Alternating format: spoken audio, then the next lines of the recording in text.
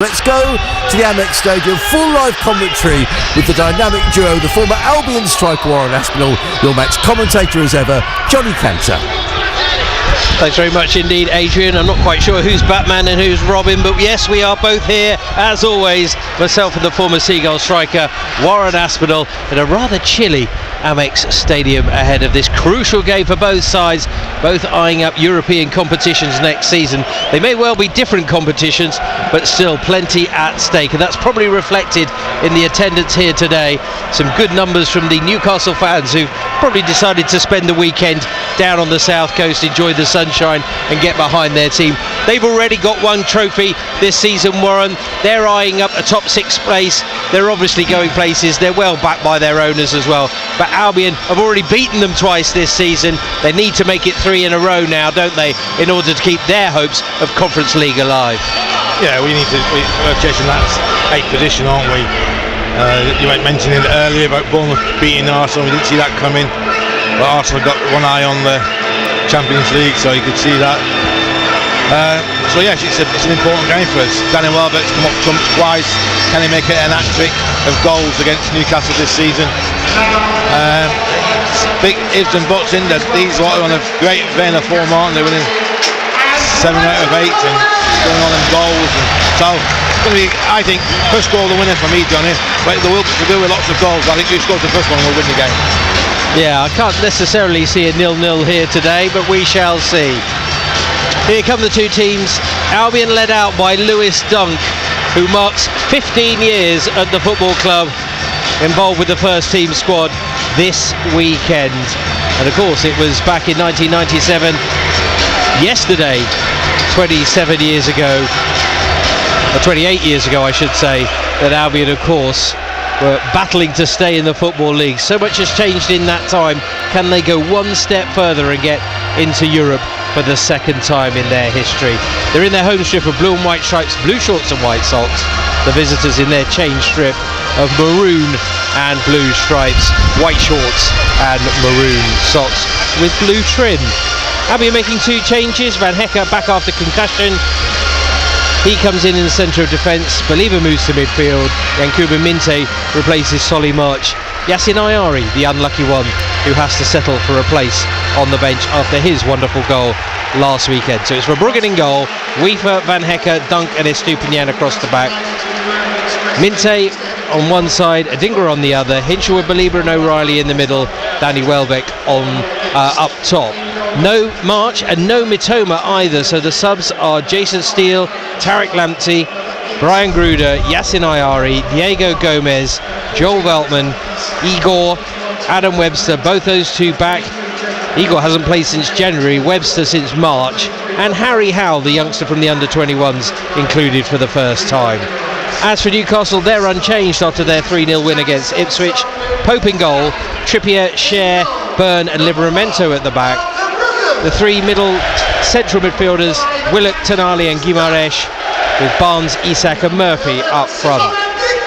The subs for Newcastle United, Dubravka the keeper, Neve, that's Sean Neve, the 17-year-old striker, Botman, Kraft, Miley, Longstaff, Gordon, Wilson and Osula. Our referee today is Craig Pawson. On VAR it is Andy Madley. And we mentioned about some key battles, not just out wide but in that central area. But Albion will be positive. I think we know that, don't we, for sure. It's whether they can try and blow Newcastle away in the first 20 minutes or so. Yeah, I think that's what the attitude for me would be. Get after this Newcastle side, don't let them settle, get into the passing rhythm, because like you said, the attacking three they've got up there probably the best in the Premier League at the moment, aren't they? So we need to push these lot back and hopefully we can get a few early goals and take the pressure off them. I think there'll be chances at both ends in this game, and I think it's about both boxes, Johnny, today. I think if we can score more than them, we win the game, that's the thing. But we create more chances than them. We need to limit these lads. We need to stop Livramento and Trippier getting forward. And so if we can do that, we've got a great chance. So we need to get after this defence, Johnny. Shaw's not the best, Dan Burns not the best. They've had good seasons, but they're not the best. We saw that in the FA Cup. Well, absolutely. and hopefully Albion can replicate that result as well.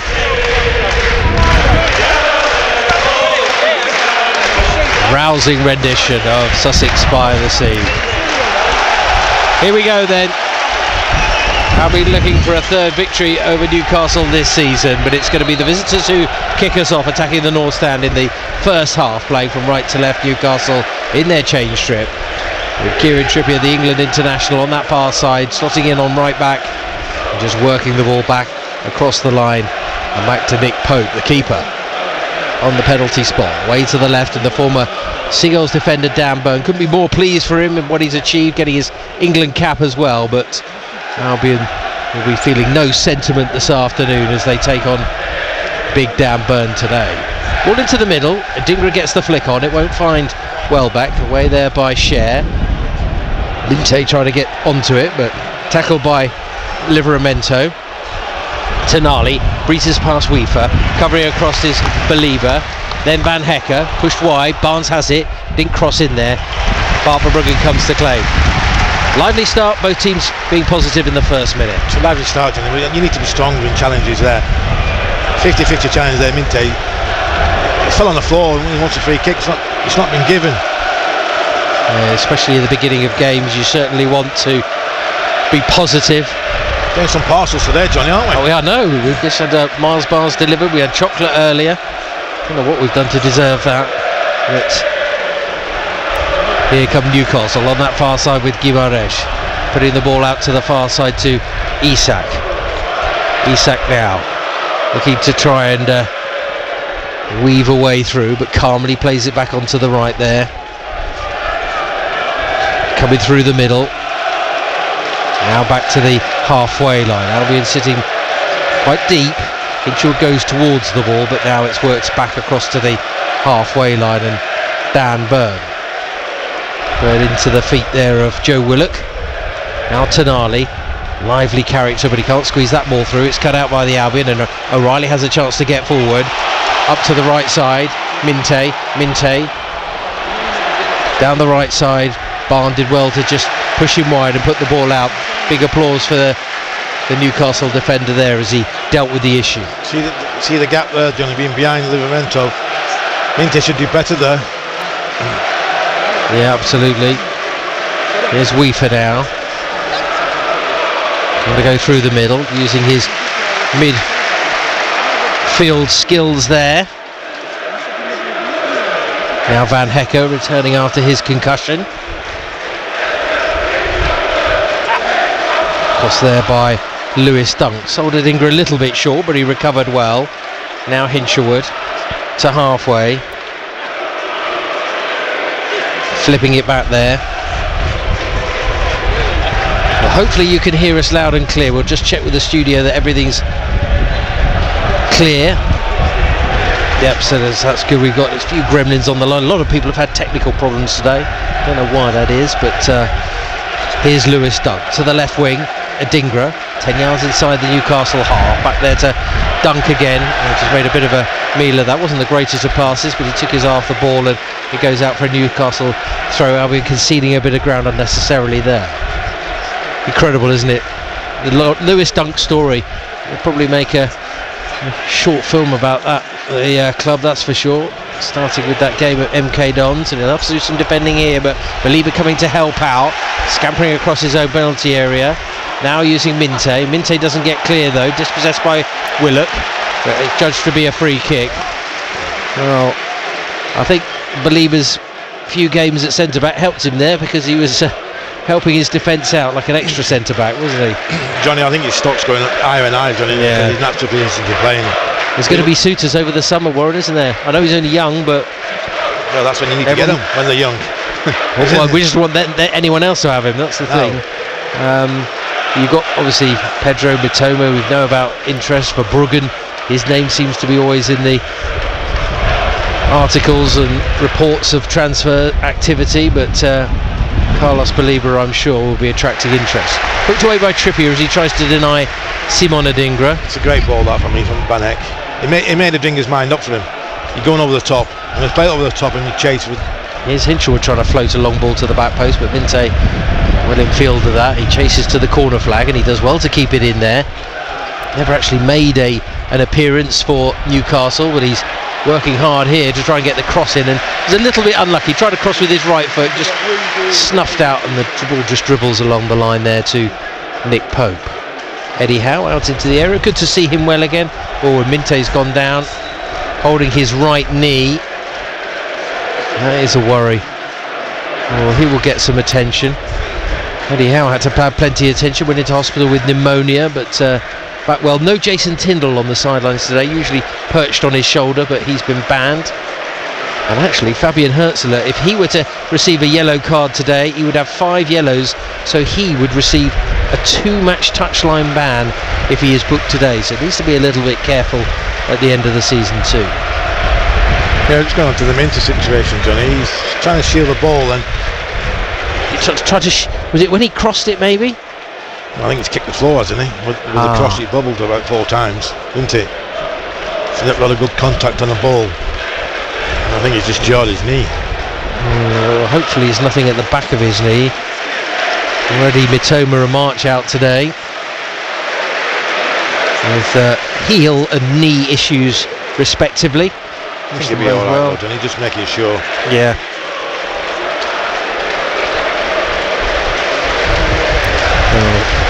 Just as we head into these final 4 games of the season, you don't want anybody having any long-term issues. You want everyone to be able to hit the ground running next season as well. It's very important. I think certainly Solly March needs a pre-season. Mitoma probably needs a rest actually, but he will be coming back on soon. But Newcastle are attacking through Trippier on the right, ball down the line towards the goal line, in at the near post, but taken there by Verbruggen. But once again they got in quite easily there. Jacob Murphy making the run on that byline. It's just simple, isn't it? One pass from Shaw to Trippier to Willock, and Willock crosses it. 3 passes, that shouldn't be happening. Better delivery, and Albion are in trouble. We know what Trippier's like. His distribution is excellent. Forward there by Verbruggen. We'll keep you posted on what's happening in the other games at 2 o'clock this afternoon, of course, as Van Hecke goes into the feet of Welbeck. In the centre circle is Hinchelwood, clipping it there to Estupiñán, who makes his first foray forward of the game. I think you have to look behind these full-backs, John, as well as Newcastle. Trippier, there's no point standing in front of trying to get the ball to the feet. Here's Weaver out wide on the right, drags it in along the ground, doesn't find Welbeck, but in there goes Belieber. He does find Welbeck, he pushes it on there to Minte. Weaver again, squares it to Hinchelwood, 10 yards outside the box. Nearly opened up for the Albion there, thought someone might be able to gamble. Welbeck offside. It's a shame really, but that's a little bit better, starting to move the ball a little bit quicker with 7 minutes gone. It's still sideways, Johnny, isn't it, and back, taking care of it. The Drinker has to make his mind up, go in behind. If he gets it in front of Trippier's thinking, okay, you got a long way to run to knock it past me and beat me, and that's when Sharp can come across and cover as well. But if he goes in behind, he's got a problem then. Trippier's running back to his own goal, but everything's in front of Trippier at the moment. It's too easy for Trippier to mark. But Minte in Adingra's starting position is quite narrow, which is a bit of a worry. Nice header there by Estupiñán to find Simon Adingra, young player of the tournament in the Africa Cup of Nations. What a season he had for the Seagulls. That'll be an Albion throw.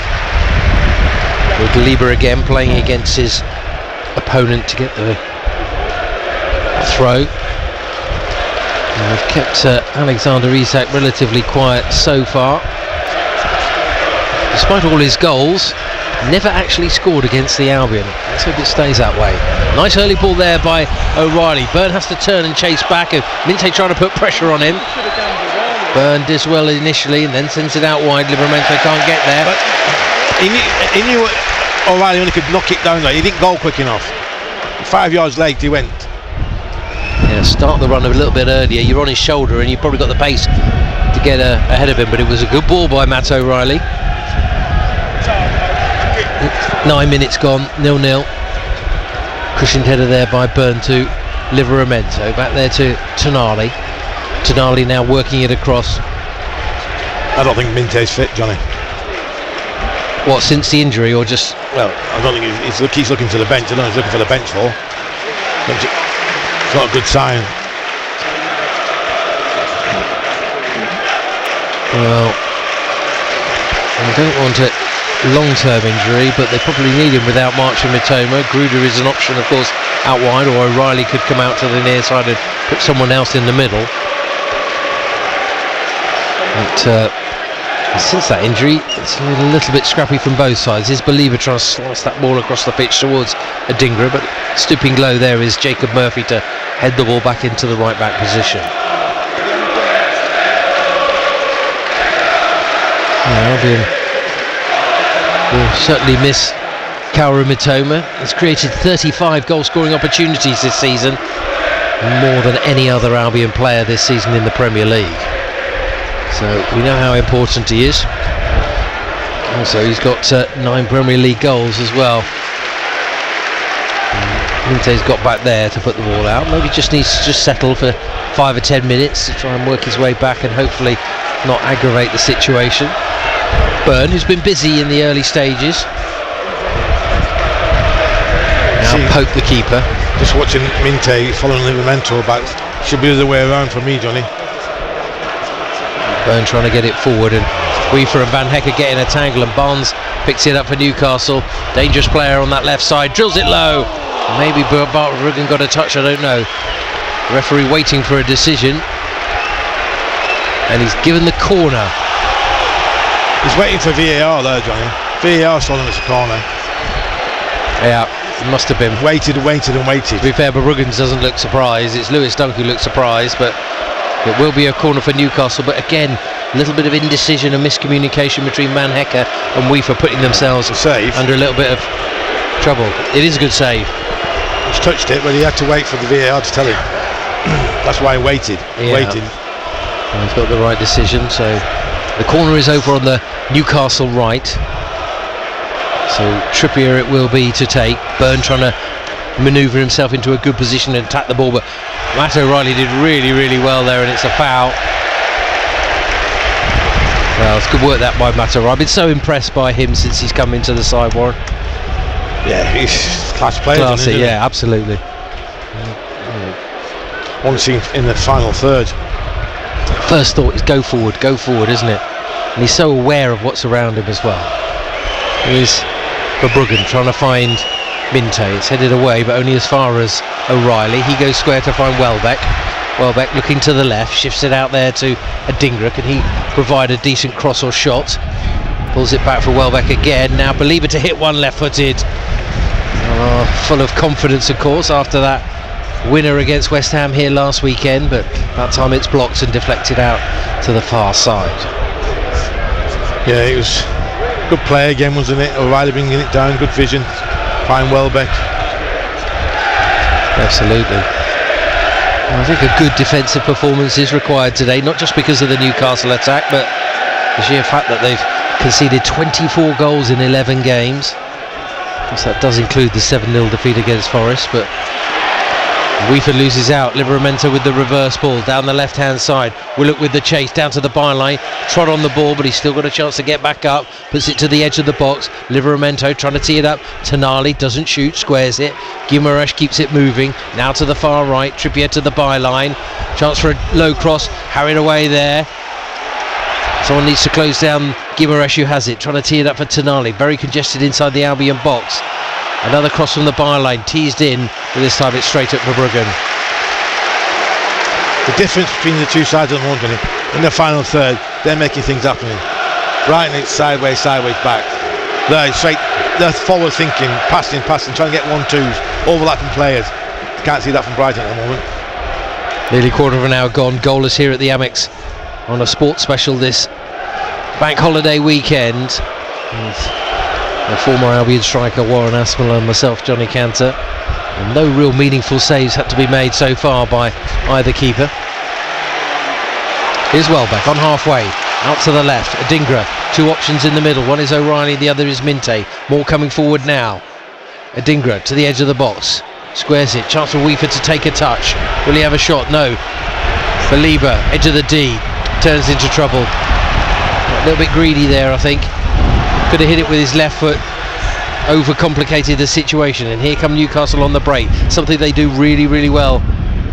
Really good countering side. Willock holds up there, and back it goes to Byrne. Edringer's got the ball on the left hand side, Johnny. He's looking for a cross, and he's got everybody running towards him, even Minte. Just have to hang out at the back post. He had no options at all, Edringer. He kept it and give it square to Weaver, and Weaver just wants to pass it back into Belieben, and when product get taken off us and straight at us. To make things work, be positive in the final third. Yeah, I think they just need to be, as you say, a little bit more positive. Spot on in your analysis there. There has been a goal at Brentford. Manchester United lead by 1-0. Mason Mount, the lesser spotted Mason Mount, has scored for Manchester United. That's good news for the Seagulls. Exactly what they want. Brentford in the mix as well after their win last weekend. Weaver blocks off the attack on this near side, then sends it up the line to Minte. Caught there by Byrne. He's fallen awkwardly on his back there, Yankuba Minte. Never touched him, he's saying. Well, it will be checked, of course, but it was Dan Byrne who came across a little bit belatedly. Intent there, though, Johnny? Well, it's so difficult to decide on the intent. Well, at full pace, you couldn't really see. It's gone for him. He has gone for him, and as you say, intent. I'm not sure there's much contact, but certainly wanted to take him out of the game. No, nothing given at all. Well, if nothing's given, really, it should be simulation then, shouldn't it? You know, if you think about it. Maybe he just thought he was going to get out of the way. Goal at the London Stadium. More pressure on Graham Potter as Wilson Odobert has scored for Tottenham. Long ball forward there by Newcastle, and that's taken by Bart Verbruggen towards the edge of his box. So a couple of the games at 2 are at 1-0 to the away side. Thankfully here it's still 0-0, but you'd probably say Newcastle have been the better team in the first quarter of an hour. Yeah, and it's only because of the positive mindset probably and the players. They're on a roll, Johnny. Within 7 out of the last 8, they fancy everything when they go forward, don't they? Make chances. Yeah. We're not our form. 1-1 out of the last 6, so there's a comparison, isn't it? Well, a couple of months ago, Warren, Albion were above Newcastle in the table, weren't they? It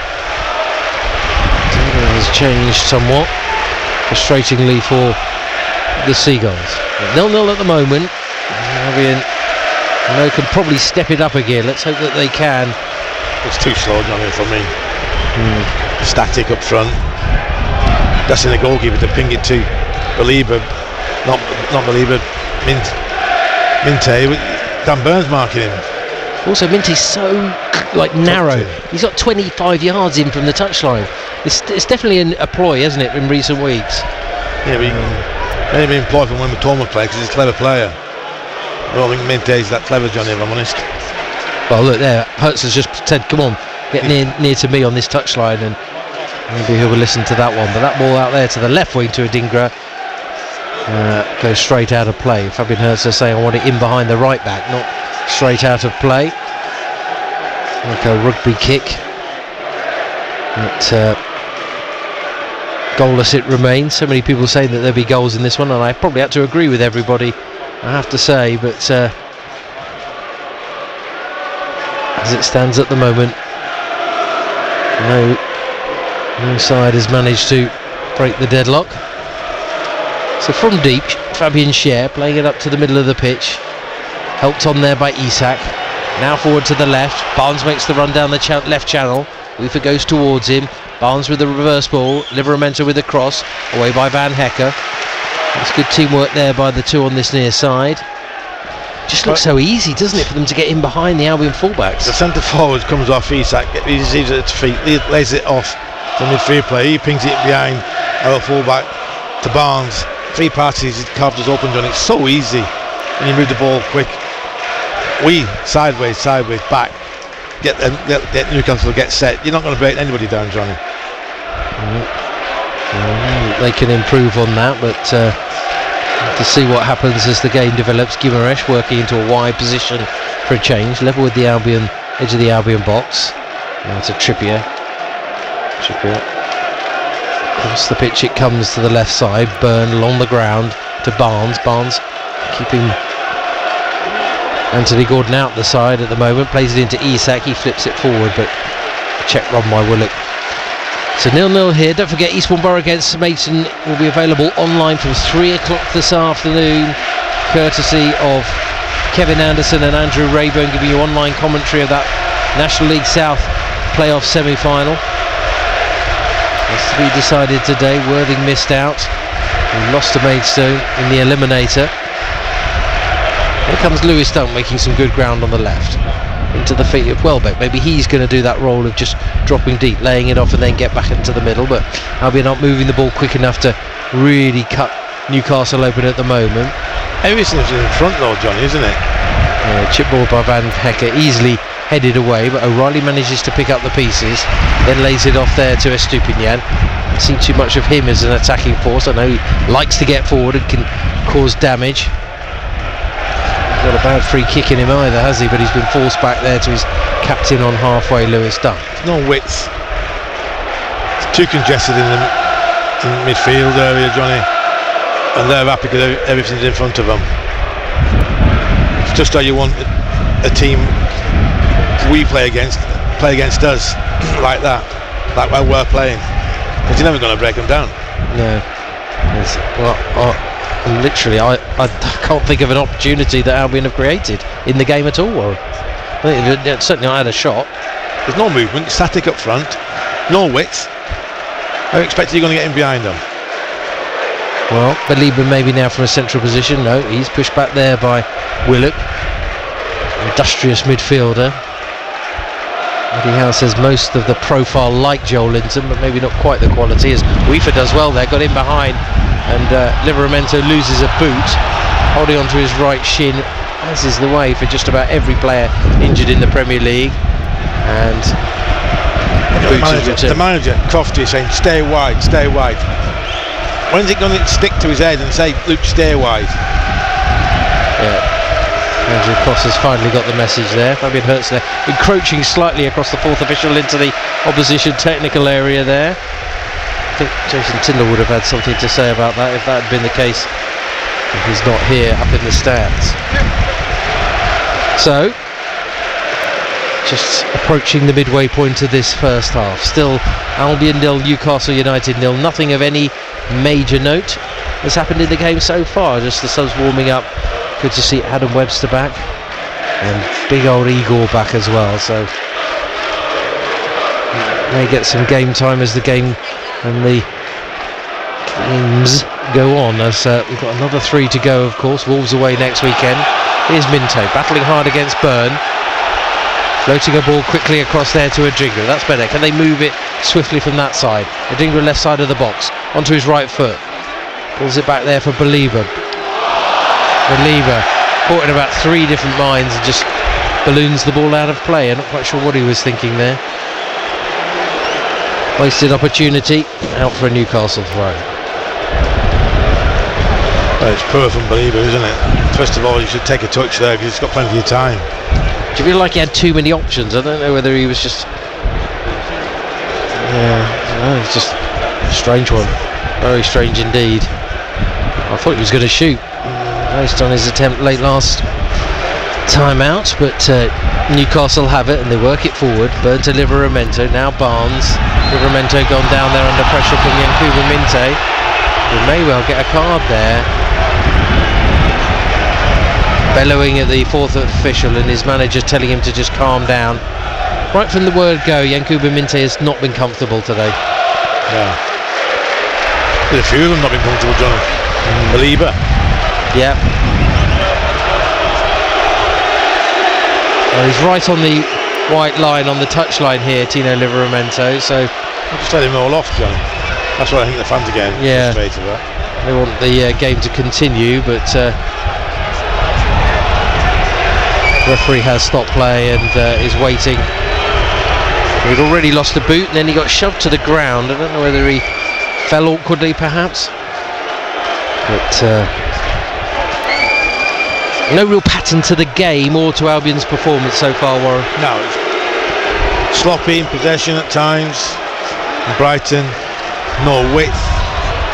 Everything's in front of Newcastle's defenders, midfield players. Well, they usually do this when they're 1-0 up, Newcastle, don't they? They have a tendency to adopt the dark arts, but I think Livramento is absolutely fine. I'm sure he may well have fallen awkwardly, but it does disrupt the flow of the game. Adam Webster continuing quite a vigorous warm-up.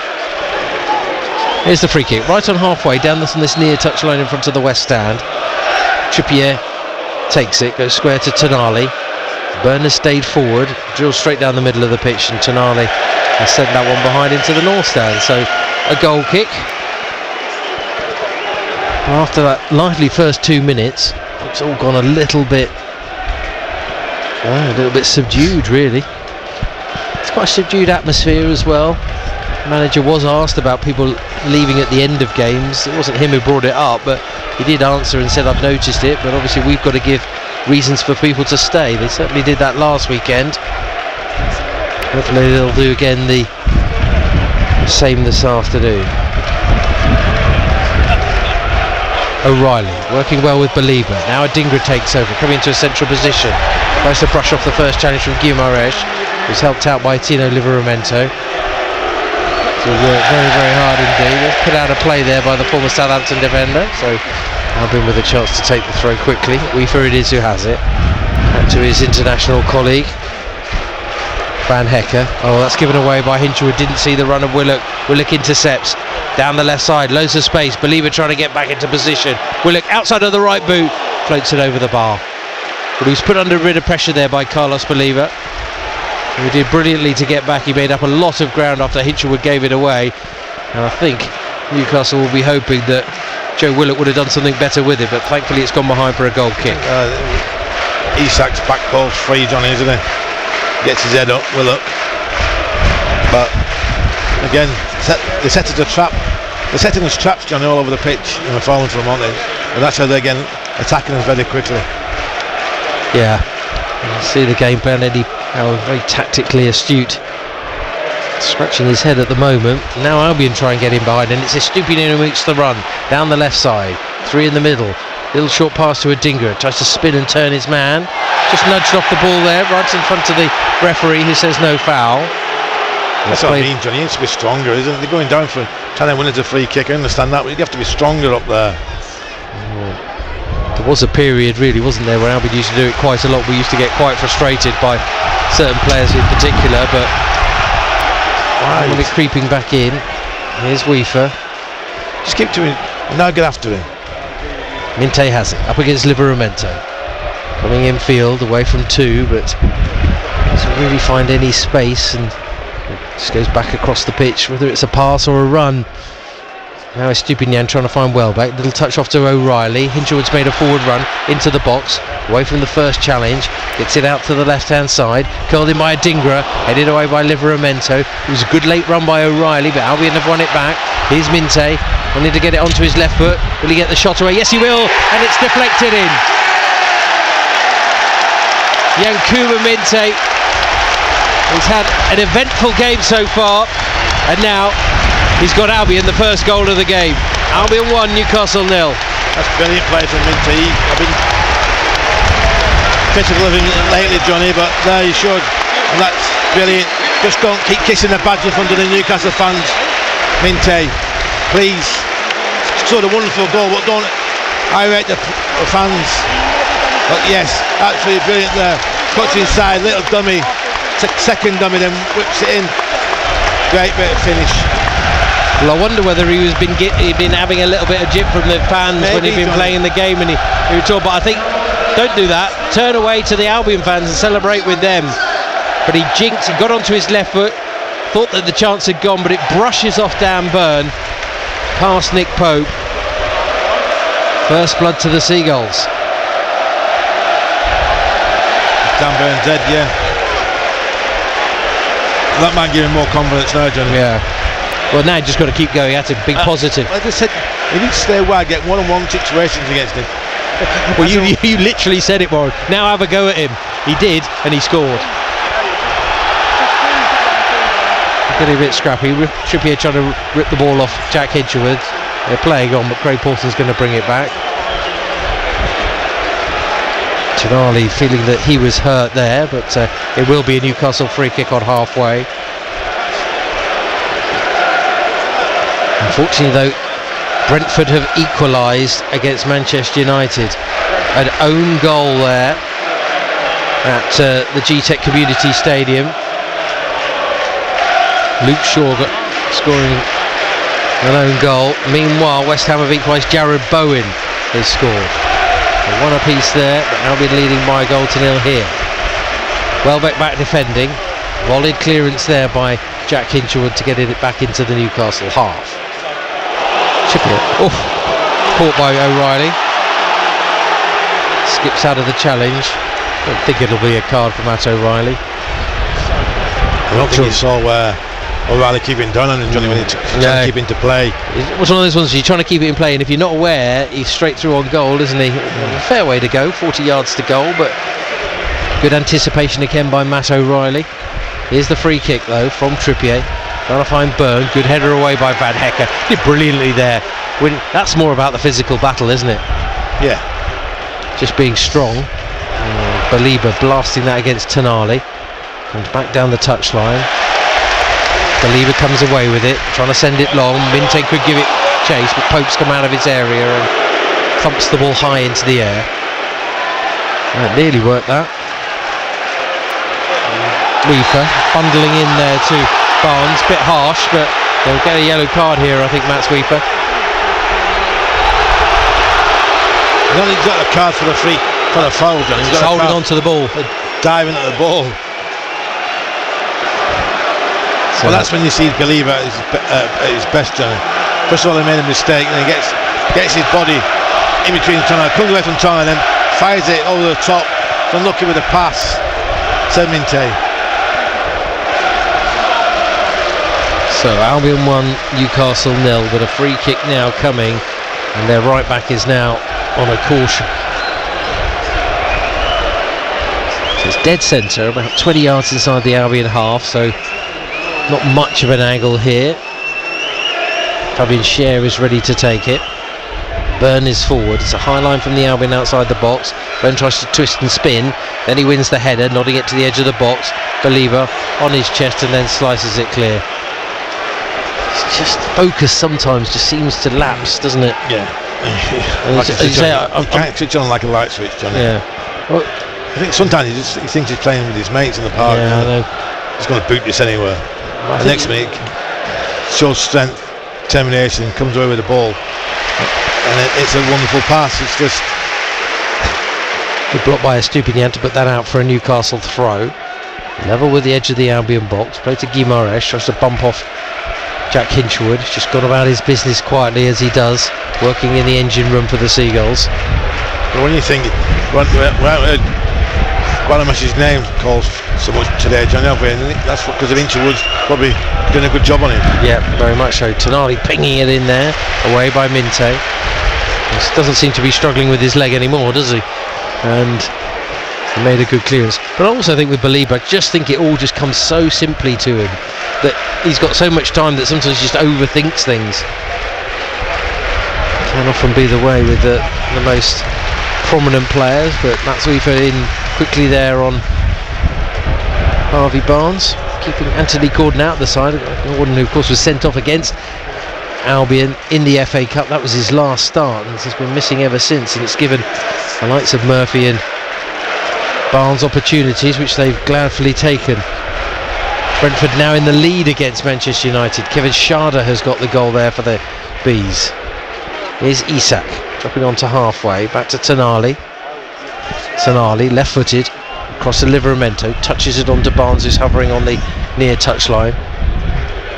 In there with the tackle is Minte. Plays it against the Newcastle player, and that's a big cheer there. I think it is that our ball, Johnny. I think Minte did well there. Yeah, got in quickly. So 11 minutes remaining in the first half here on BBC Radio Sussex and BBC Radio Surrey. We'll be 1-0 up courtesy of that Yankuba Minte strike after half an hour. Isak winning the header against Hinchelwood. Guimaraes using Barnes. Barnes getting to the edge of the box, shooting, but it's blocked there by Lewis Dunk. Comes back to Barnes. Chance now for the cross. Floats it back post.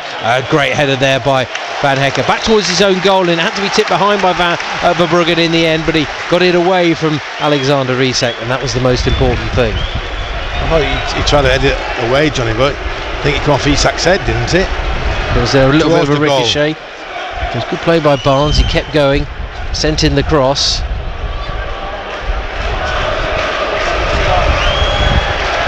Here's the resulting corner from the Newcastle left.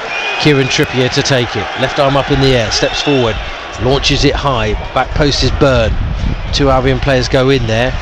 Stopped by Weaver, cleared by Valiba. Murphy tidying up though for Newcastle. A little mistake there, and Albion might be able to break as Hinchelwood flies it long. But Dingra won't get to it. Nick Pope again out of his area.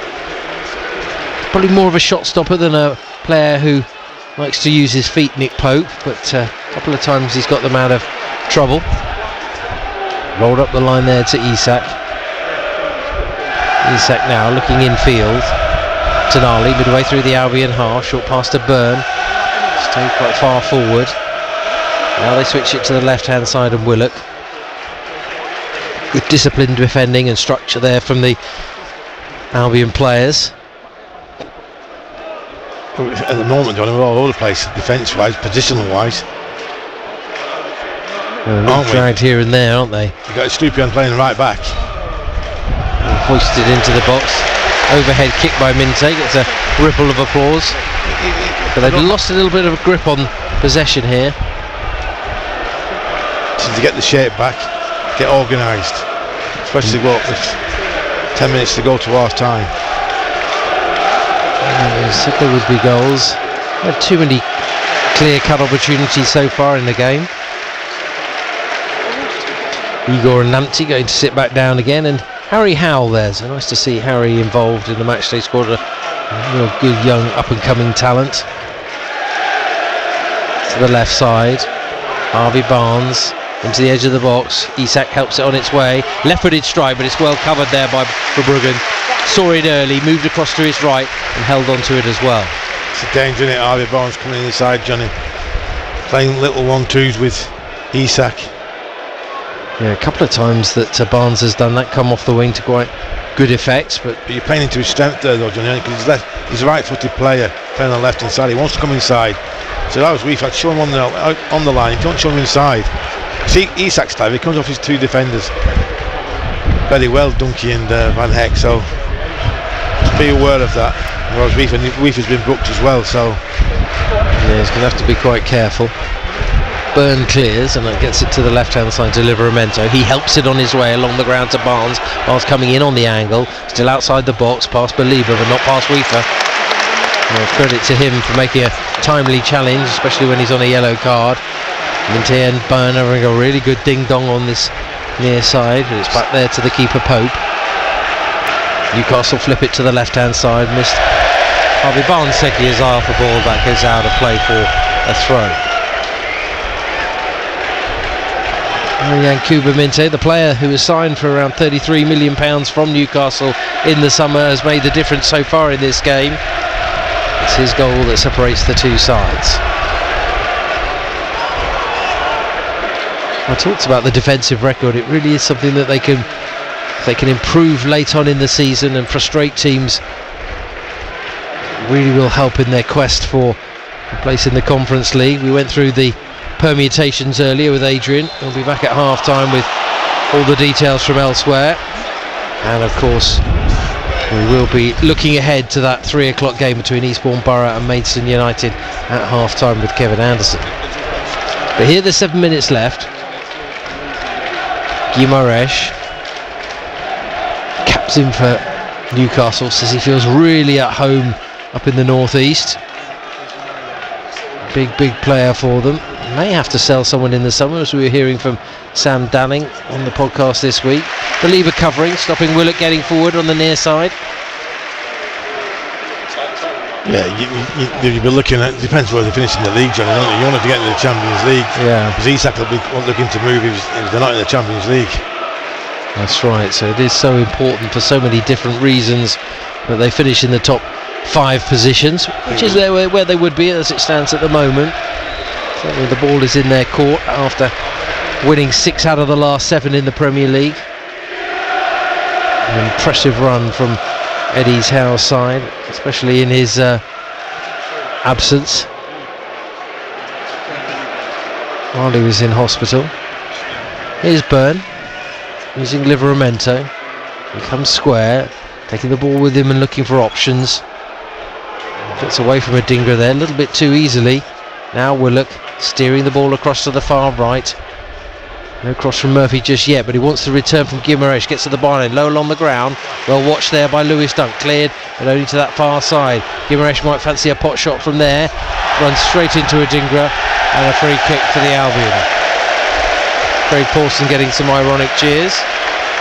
Again though, you see the wingers player there, Johnny. He stayed wide, Murphy. He's not been in the game too much today. He stays wide. Gets the ball, he drives at the fullback and plays a little quick 1-2. He's down his byline, isn't it? Better final ball from Murphy. Then it's a chance. So not long to go, 4.5 minutes left on the clock. Albion leading by a goal to, as it stands, Brentford are winning as well, but it would take Albion above Bournemouth, who beat Arsenal last night, and that's what you want. You want it to be in your hands. I think that's the key towards the end of the season. Brentford have got the easiest running, Johnny, after this. They play Ipswich away, Fulham at home and Wolves away. Yeah, Wolves are in good form though, as Albion may well find out next weekend. We're live from 2 o'clock. 3. Myself and Warren will be at Molineux. O'Reilly just trying to turn it round the corner there, but it's blocked. Hinchelwood goes for the return though to help the Albion out. Just do some good tidying up work in the central midfield area. Yeah, and of course Liverpool, we don't know how they'll be. Tottenham on the last day. Of course, every game live on BBC Radio Sussex, of course.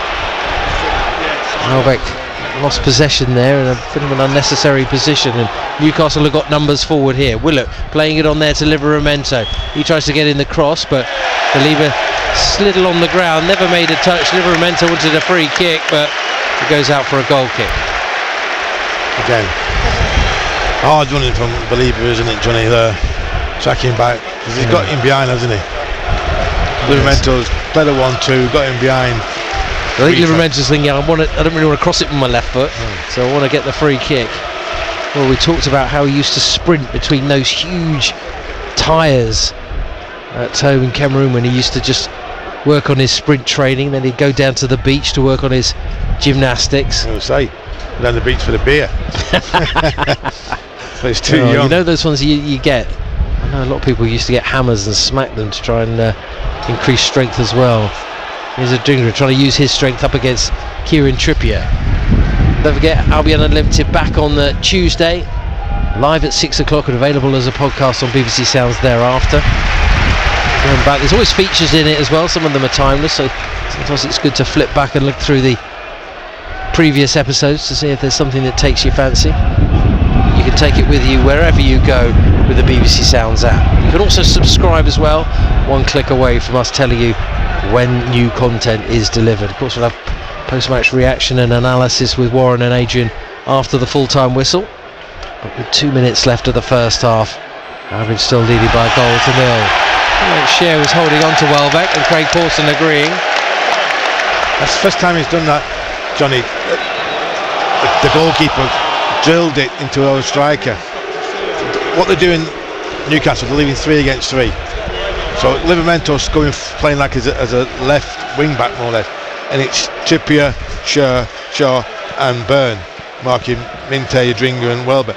And there, the first time he's pinged it in to Welbeck. Usually it's trying to hit Minte on the right wing here, and Dan Burns is winning every header, so I think he's changed it a little bit and drilled it. Now we get a free kick. It's a good ball in. Here's Hinchelwood dragging it across to Adingra on that left side. Doesn't cross initially, back heels it there to Estupinian. He thought about whipping it in, now he curls it in dangerously, but taken there by Pope. Just ahead of Danny Welbeck, and comes across to try and hold Pope up and delay proceedings. I think you have to whip it in the first time it rings, doesn't it? They're not set then, are they, the defenders? I never understand it, why it takes so long for people to cross Warren. It's strange, isn't it? It is strange, but things go in fads, don't they? 2 more minutes to be added on at the end of the game, I think. Seen that flashing on the fourth official's board just as he prepares it. 2 more minutes for Albion to hang on to this lead till the break and just regroup again.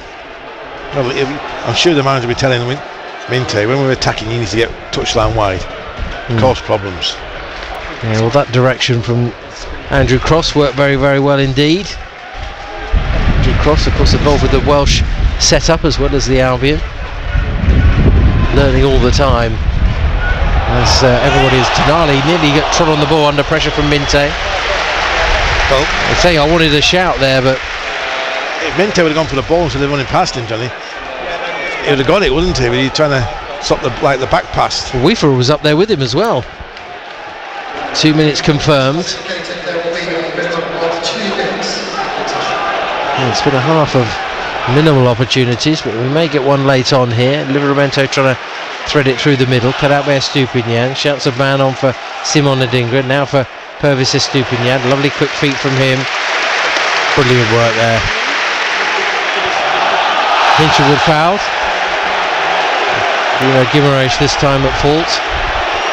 Just starting to notch up the numbers in terms of the tally of free kicks and fouls. Well, it's by no means been a classic. Limited opportunities in the goal mouth of either side. But it's Albion who have a vital 1-goal lead here as we wait for the half-time whistle. As Albion spread it to the near side. Minte showed a lot of that to Livramento, but he recovers to get it infield to Baliba. Hinchelwood made a nice run there to the edge of the D in the middle, but ignored. I think just a bit too casual there in his control, wasn't he? Minte. Yeah. Just thought, I'm going to kill it dead. It spun away from him, and that allowed Livramento to push him back. But here's Van Hecker finding O'Reilly. O'Reilly's first thought, get positive, go forward, lays it off. Minte now. Took a long time to get it into the middle of Baliba. He rolls it on there to Simon Adingra. Maybe he can get across in this time. 2 defenders in front of him. Shapes the cross, but then feeds it back to Estupinian. Ran out of space, really. Came too far in field. Van Hecker joining the attack, trying to clip it there to the far side. Estupinian hits the volley first time. Would have been a good cross that, but it was blocked and hooked away. And now Guimaraes looks to get it forward. Runs into Baliba. No foul, says the referee. I think that's the right decision, really. I don't think it was a free kick. I don't know, Johnny. It was the other way around. I'd be screaming a free kick. Half time. Limited opportunities for both teams in the first 45 minutes, but the Seagulls took their chance. Yankuba Minte's goal after half an hour, a deflected left foot shot that came off the former Seagulls defender Dan Byrne to get past Nick Pope and give the Seagulls the lead. Previous to that, Willock had a chance that went over the bar. Barnes had a shot saved late on in the first half, but I have to say, Albion not at their best, but a valuable lead at the break. Yeah, like I say, at times they outplayed us, didn't they, in the final third, and it's about positivity, didn't it? And I said we need to be more positive in the final third, and when we did, we create chance, don't we? We got the chance, and he took it well, Minte. I keep saying he needs to stay wide, touchline wide. If he takes touchline wide in one-on-one situation, he's got the beating of Dan Byrne. That's who he's up against more or less. Because Livramento pushing further forward as like a left winger, isn't trying to double up, push us that way. Minte has to push him back. So we're going to get wide in one-on-one situations, get after them. It's just so simple, Johnny, if you can do it. Newcastle probably started the more positively the sides were, and they did cause Albion a few issues. They did get behind, which is something that they seemed to stop as the half went on. But that is a little bit of a concern going forward into the second half, isn't it? Yeah, it is, but to me, you have to be positive all over the pitch, don't you? Really, and it's not just about the strikers being positive. Midfield players and it's like a domino effect. If you're saying to the full-backs, get forward, get wide and get forward, and let's double up on them, make 2 against 1 situations against them, because at the moment we're not doing. Weaver's trying to get forward, but they're too far apart, Weaver and Minte, as attacking. What Minte is doing very well, he's helping Weaver out defending, and that's what we don't want. Yes, we don't help them out, we want to push them back, and at the moment they're pushing us back. Well, the whole of the second half to come, and I think there might well be some more goals in this game, but just the one in the first half, and it went Albion's way. Yankuba Minteh, the former Newcastle player, scoring against the Magpies. Half-time here at the Amex then, Brighton and Hove Albion 1, Newcastle 0.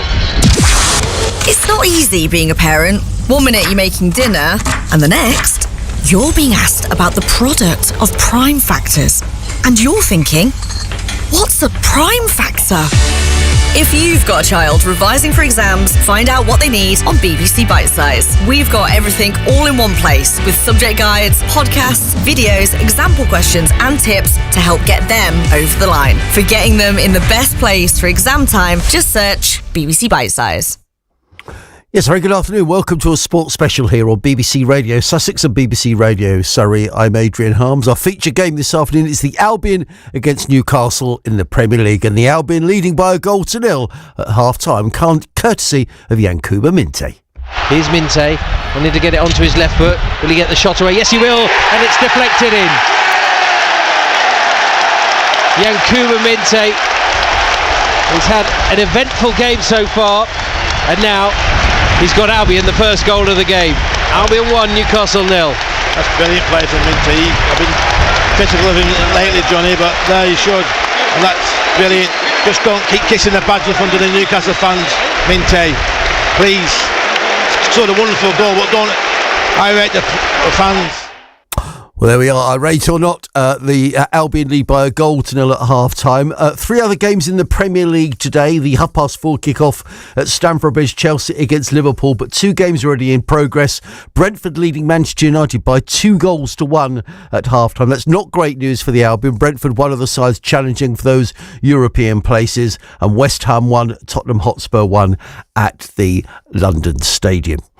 So let's look ahead now to drop into National League South, and then there was just one. Worthing, Dorking Wanderers and Eastbourne Borough all went into the final day of the regular season looking for either automatic promotion in the one spot available or a playoff place. Well, Wanderers finished 6th. They lost a dramatic eliminator 4-3 at Boreham Wood, you believe, in the 96th minute. Worthing finished 4th, so they had to settle for a place in the playoffs. That's for the 3rd season in a row.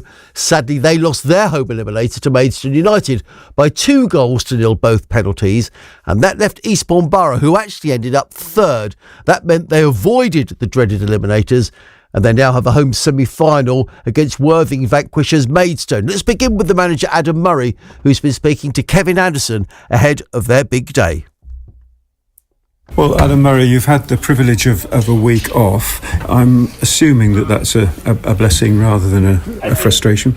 Yeah, it's been good. I think at this point of the season, you obviously go 46 games. It's a long graph physically and mentally, and you do all that to try and win a league. And if you can't do that, you want to be in a position where you can kind of sit back and relax before the playoffs and get everything together. And we earned that right. I think not having to go through the eliminator was a blessing, and it gave me the opportunity to go and watch both games, which I really enjoyed. So yeah, we've had some good preparation time, and we're ready for action. You did go over to Worthing and watch that one. I'm not wanting secrets from the manager's dossier, but what did you make of Maidstone? I think that both games, to be fair, I think we're both a picture of how the league's been this season. Both very tight, both anything can literally happen. One game decided by 2 penalties, one game decided by sending off, and unfortunately when you get into the playoffs it doesn't matter what's happened in the season. It's one-off games, and we know what we're getting with Maidstone like we knew what we would get with Worthing. So as always, Kev, just because it's a playoff game, nothing will change. We'll focus on ourselves. We know what we're about. We know what we need to do, and we'll hand it over to the players like we have done for the other 46 games to carry it out. On balance, do you prefer a high-tempo game? Are you expecting more of a high-tempo game or a cagey cat and mouse? No, we can't play any other way. So we have a style of play, especially at home. We'll go 200 miles an hour. The interesting thing is Maidstone play exactly the same with their intensity. So we've seen it here in the home game especially, that there's nothing in the game, and these big games all season, it's been the same. It'll be about moments, it'll be about big decisions. We'll need a strong referee, but it's going to be about the small margins that make the difference, and whoever does that the best will win. That's Adam Murray talking there to Kevin Anderson. Let's take you straight to Priory Lane and speak to our commentary team this afternoon, Andrew Rayburn and Kevin Anderson. Good afternoon to you, fellas. Good afternoon, Adrian. Andrew, just before, I know you're going to speak to Kevin in a moment, just tell us, if Eastbourne Borough do win today, what happens next? Well, it's next. It will be a playoff final at Priory Lane at the Reach TV Stadium, because the format is that the team finished highest in the league in the playoff final out of the two finalists will get the honour of playing it on their home ground, and that will be the case for Eastbourne Borough after second place Torquay United lost at home to Boreham Wood in their semi-final yesterday. So Eastbourne Borough looking to try to avoid that happening on home turf themselves this afternoon against a Maidstone team who only sneaked into the playoffs at the not at the back door, but at on the last knockings, if you like. But they certainly proved their mettle at Worthing, as you said. And I may have missed it there, Andrew. If they do get through, when would that final be played? Well, as it stands, it's either Saturday or Sunday, the 17th or 18th of April, so May. Sorry, so 2 weeks' time. That'll obviously give all the practical side to be sorted out, and for both sides to prepare equally. But they've got a couple of weeks for all this to be decided. Of course, a lot of media attention was on the finish to the National League South season, with 6 teams, as you said, fighting it out for promotion on the last day, and there's still going to be a couple of weeks of drama to come. Well, Andrew, I know you've got Kevin with you. I guess you've got some questions for Kevin. Yeah, Kevin, the Bard of Sussex, here with me, a man who has followed Sussex football for many, many years now, and of course has been heard on the airways following the likes of Eastbourne Borough and Worthing. Kevin, a big day again for Borough. We've seen so many of them over the years for this club, but this one feels a little bit different under the new era. Well, indeed, yeah, you and I remember it, and lots of the supporters do, of course, at their certain age. But for the players, it's new.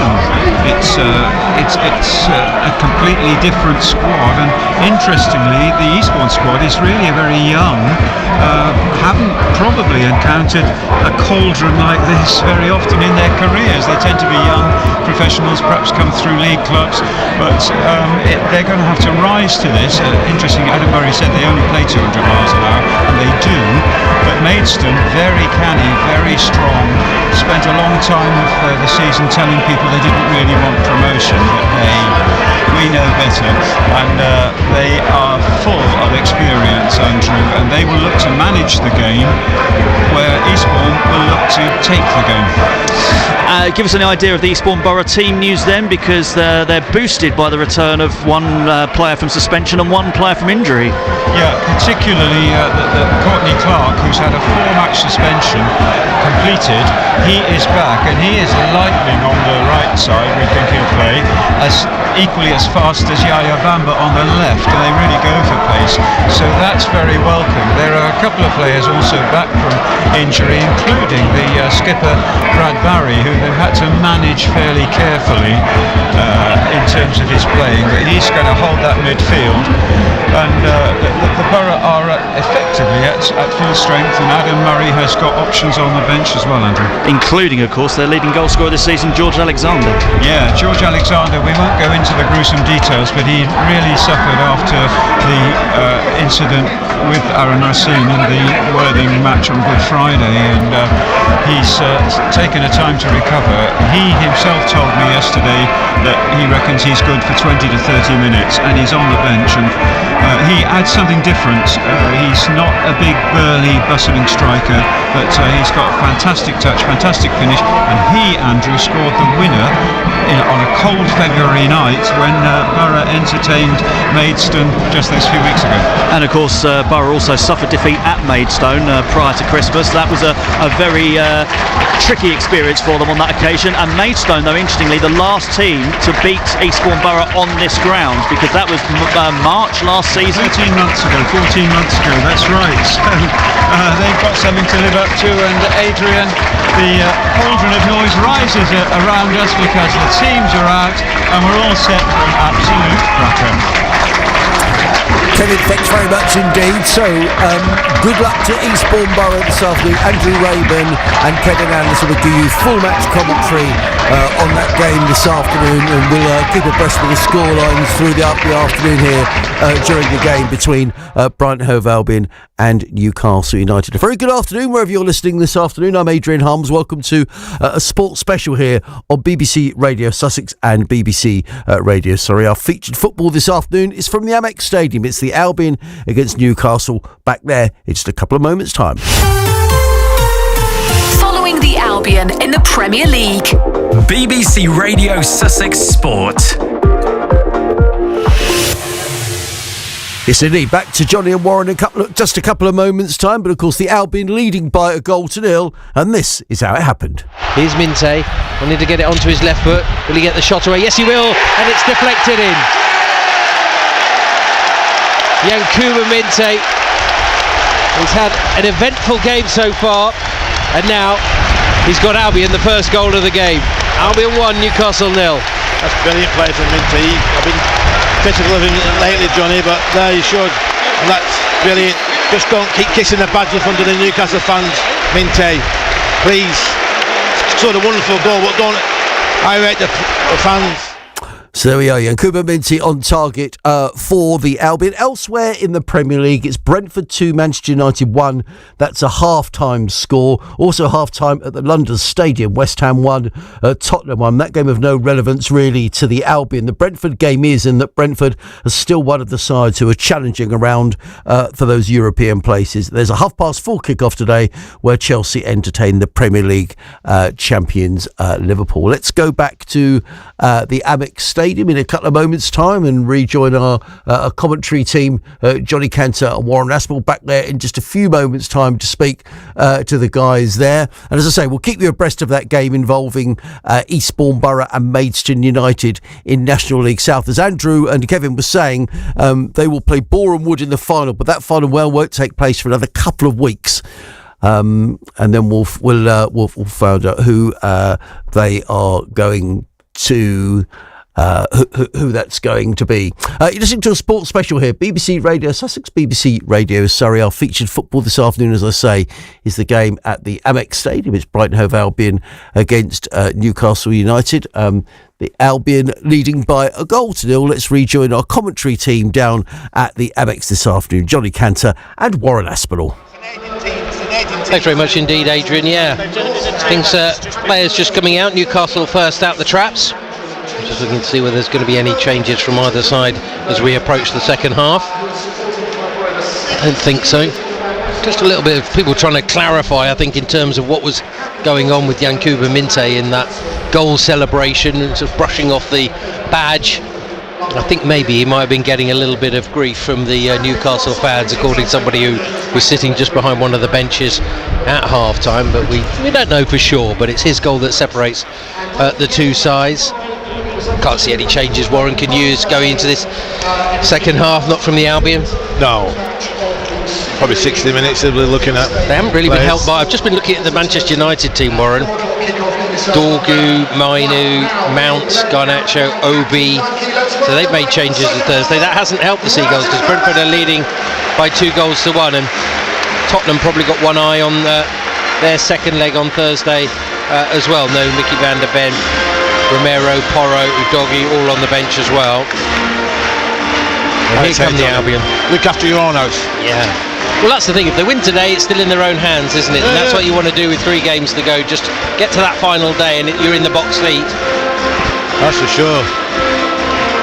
You never know what's around the corner, Johnny, do you? But you get funny results at the end of seasons. I don't know why that is. I guess people are motivated for different reasons, or not, as the case may be.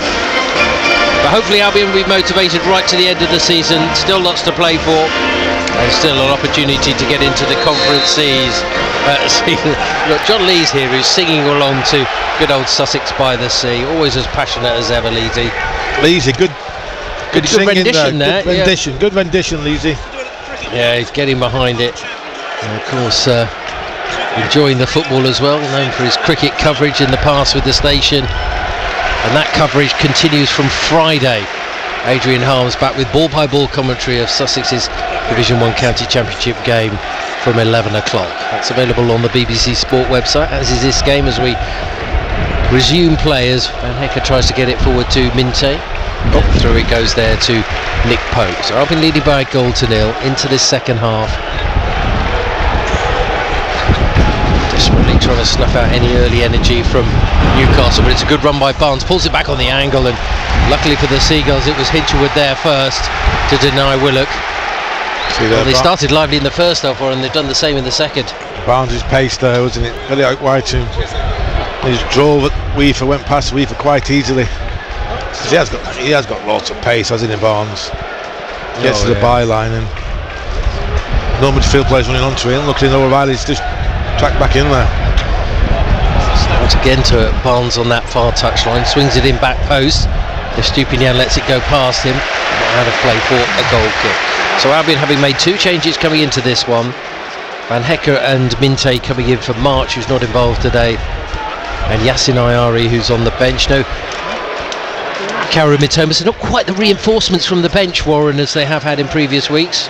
Not as an attacking player, John, is it? More or less. No, but if you need to defend a lead, there's a few in there, isn't there? Yeah. Have to put them all on. Joel Veltman, Igor, Adam Webster, Tarek Lamptey. That's the way it goes sometimes. Hinchelwood, a little shove on Willock there, but got away with it. And Belieber tidying up and playing it back to his keeper, Barbara Brugger. Can't pick it up from there, so goes to the left to find Lewis Dunk. Dunk back inside to Stupinian, who's quietly gone about his business today. Wind picking up even more at the Amex this afternoon. Sort of weather actually a bit more accustomed to being in the northeast, really, and we've been up there. I remember going up one year between Christmas and New Year, Warren. It was freezing, wasn't it? Of course, Albion have already beaten Newcastle twice this season, and they want to do it again here. Just watch him there. Danny Welby could have laid it off there to Reef on his right back spot. So it's not. Reef getting forward now, and he's found Hinchelwood to the edge of the box. Took it too far. Too many bodies, including Cher, to get it away for Newcastle. Albion get it back, then Weaver's ball deflects off a player, but Welbeck helping it on its way to the left side to Simon Adingra. 2 defenders in front of him, so he just shifts it back 5 yards to Purvis Estupinian. Now Hinchelwood, more central. Belieber onto his left foot, calmly plays it across. Adingra once more. Estupinian out to the left. Chance for him to size up a cross. Floats it this time. It's left by Welbeck. Thought someone maybe is going to attack it from behind, but it's cleared, but only as far as Carlos Belieber. Albion now seeing a little bit of possession early in this second half. Dunk approaching the left side, and then goes back to Van Hecker. Seamlessly got back together, those two. Van Hecker, who had that concussion against Brentford, but hopefully nothing too serious, but they had to play it very carefully indeed. It's like, you know, Johnny, it's sideways, back, but we have to bide our time. Then once we get that final third, it's like an explosion. Quick. Yeah. Trying to find runners darting from left and right. Fabian Hertzer applauding his side as they work the ball back to halfway. So the clean sheet will be crucial today if they can hold on to it. We talked about the goals that they've conceded, and he's conceded 2 or more goals in each of their last 6 Premier League games, and that's got to end. Here's Belieber on a great run to the edge of the box, skipping free, lays it off. Minte low in there. Oh, it's cleared away from Welbeck. Thought he'd arrived at the perfect time, but it's picked up by Pope. Lovely weaving run from Carlos Belieber. Got it out there to the far side. Minte's cross. It was scooped up in the air and away from Danny Welbeck. Just backed off, didn't he? Backed off. Gets it out to Minte, puts a quick ball in. I think if he attacks it, Danny, instead of waiting for it. He was sort of going backwards, wasn't he, rather than going towards the ball. If he had, it would have been quite a simple tap-in. Good work by Estupinian to find Adingra. Hinchelwood working it back to Belieber. Van Hecker coming forward now, playing it into the feet of O'Reilly. Never got the right touch, and it's picked up by Willock. Now Byrne for Newcastle, trying to get it into the middle. Weaver with another important interception, sliding in there, and he may have caught him a little bit late there, and he has been booked already, Mats Weaver. He could be off here. Well, I think it's Sandro Tonali who's gone down injured. He's waiting for it. He's asking probably his mates at back at Stockley Park, isn't it? He's probably thinking, I don't have to make an early decision, but of course really he should make a decision. He took a little bit of the ball, and then he kind of goes into the player. I think he'll be okay. I think it's a reasonable amount of contact, isn't there? I think he'll be okay, Johnny. Just about. With the ball, that is, or I should say. Yeah, I think he'll be looking though to bring him off. If I'm honest now. The slightest next one, Johnny. Yeah. I'm just seeing he's pointing towards either Lamptey or Veltman. Who's coming towards him now? Is it going to be Lamptey or is it going to be Veltman? You need to get Lamptey on now. Well, they made the quick decision, and Fabian Hertz has pointed down the line and told his substitute Tariq Lamptey to get himself ready. Veltman is the other option, but I think it's Lamptey's pace that they'll want to use. Coffee cups flying off the tables here, the wind's picking up so much. Sheets disappearing left, right and centre. Come on, JC. Sorry about it. All your script here. I know. Coffee all over my bag. Apologies, I'll clean it up later. I really weren't expecting to screw it up in a ball, mate. We're not missing any action, we're waiting for the free kick to be taken. But I think I'll get a job as a cleaner here, Johnny. It's too complex for me. Here's Tonali, floated ball to the left, headed into the Albion box, leaning in is Van Hecker, away by Weaver. Did well actually, didn't want to commit to the challenge. Played over to the far side, off goes Minte, using his pace again, booed by the Newcastle fans, trying to slide it into the middle, and it's a tackle there by Trippier. It's unlucky that Minte did it all right, didn't he? See what he was trying to do. Willock using his pace now, but he takes it across the byline and out of play for a goal kick. Went to some good positions, Joe Willock, but he really has struggled, I think, with his final delivery. Inigo Calderon here today, having been sacked earlier this morning by Bristol Rovers after their relegation. Seems an happy mood, doesn't it? He gave it a good go in terms of survival, and here comes the change. So we put on a caution, a sensible decision we're on. Yeah, I mean, straight to where I said you need to get him off. Well, the next slightest little obstruction he was coming sent off. So great decision by the manager. Lamptey's more attacking as well. It's another plus thing.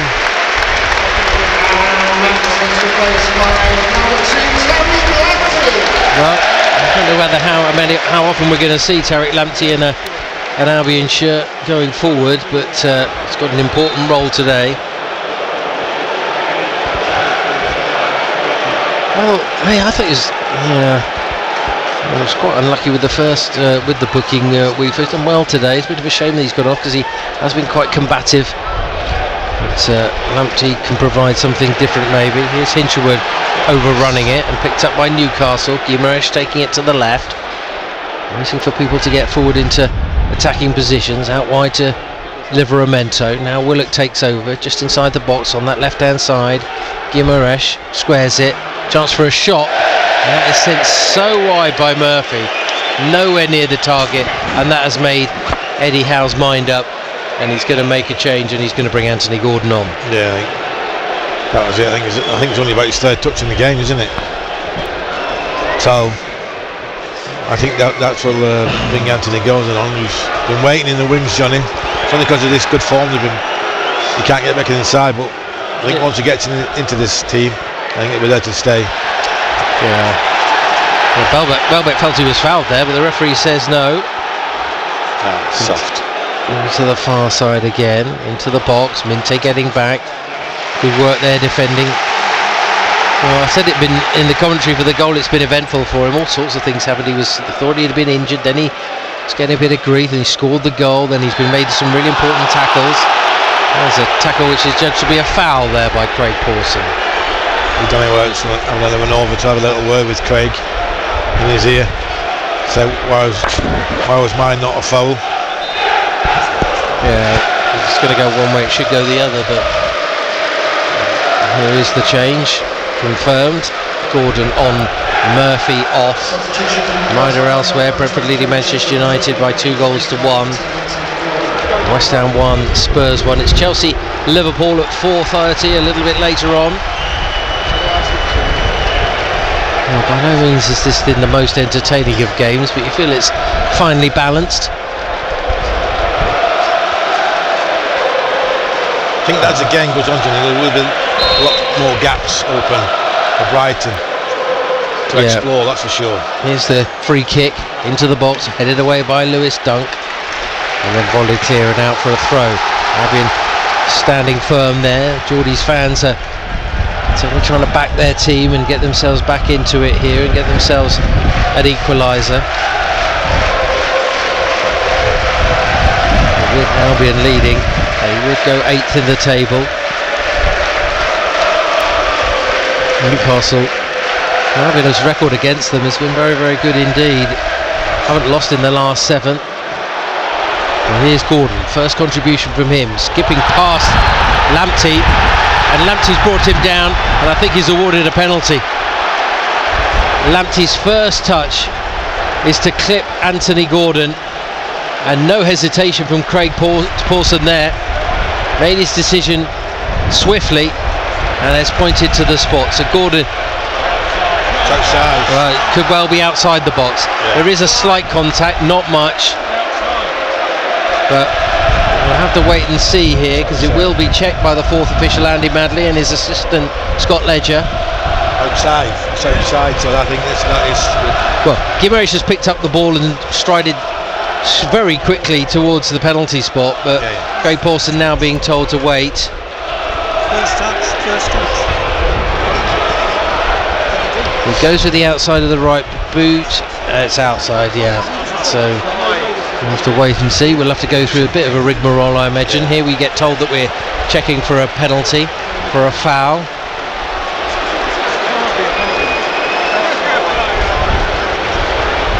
Well, Alexander Isak has now picked up the ball, but he'll have to wait, and I think he'll have to give it back in a minute. Well, has to be. We go back to the time it takes, and obviously wanted to speed the game up.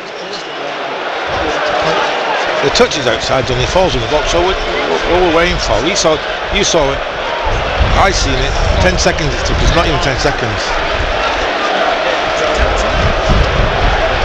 Well, it is a bit of a shame, but here is confirmation of a free kick on the left-hand side of the box. Well, I'm quite relieved for Tariq Lamptey, really. I'm sure you want to be dangling your foot out there, but the decision has been made.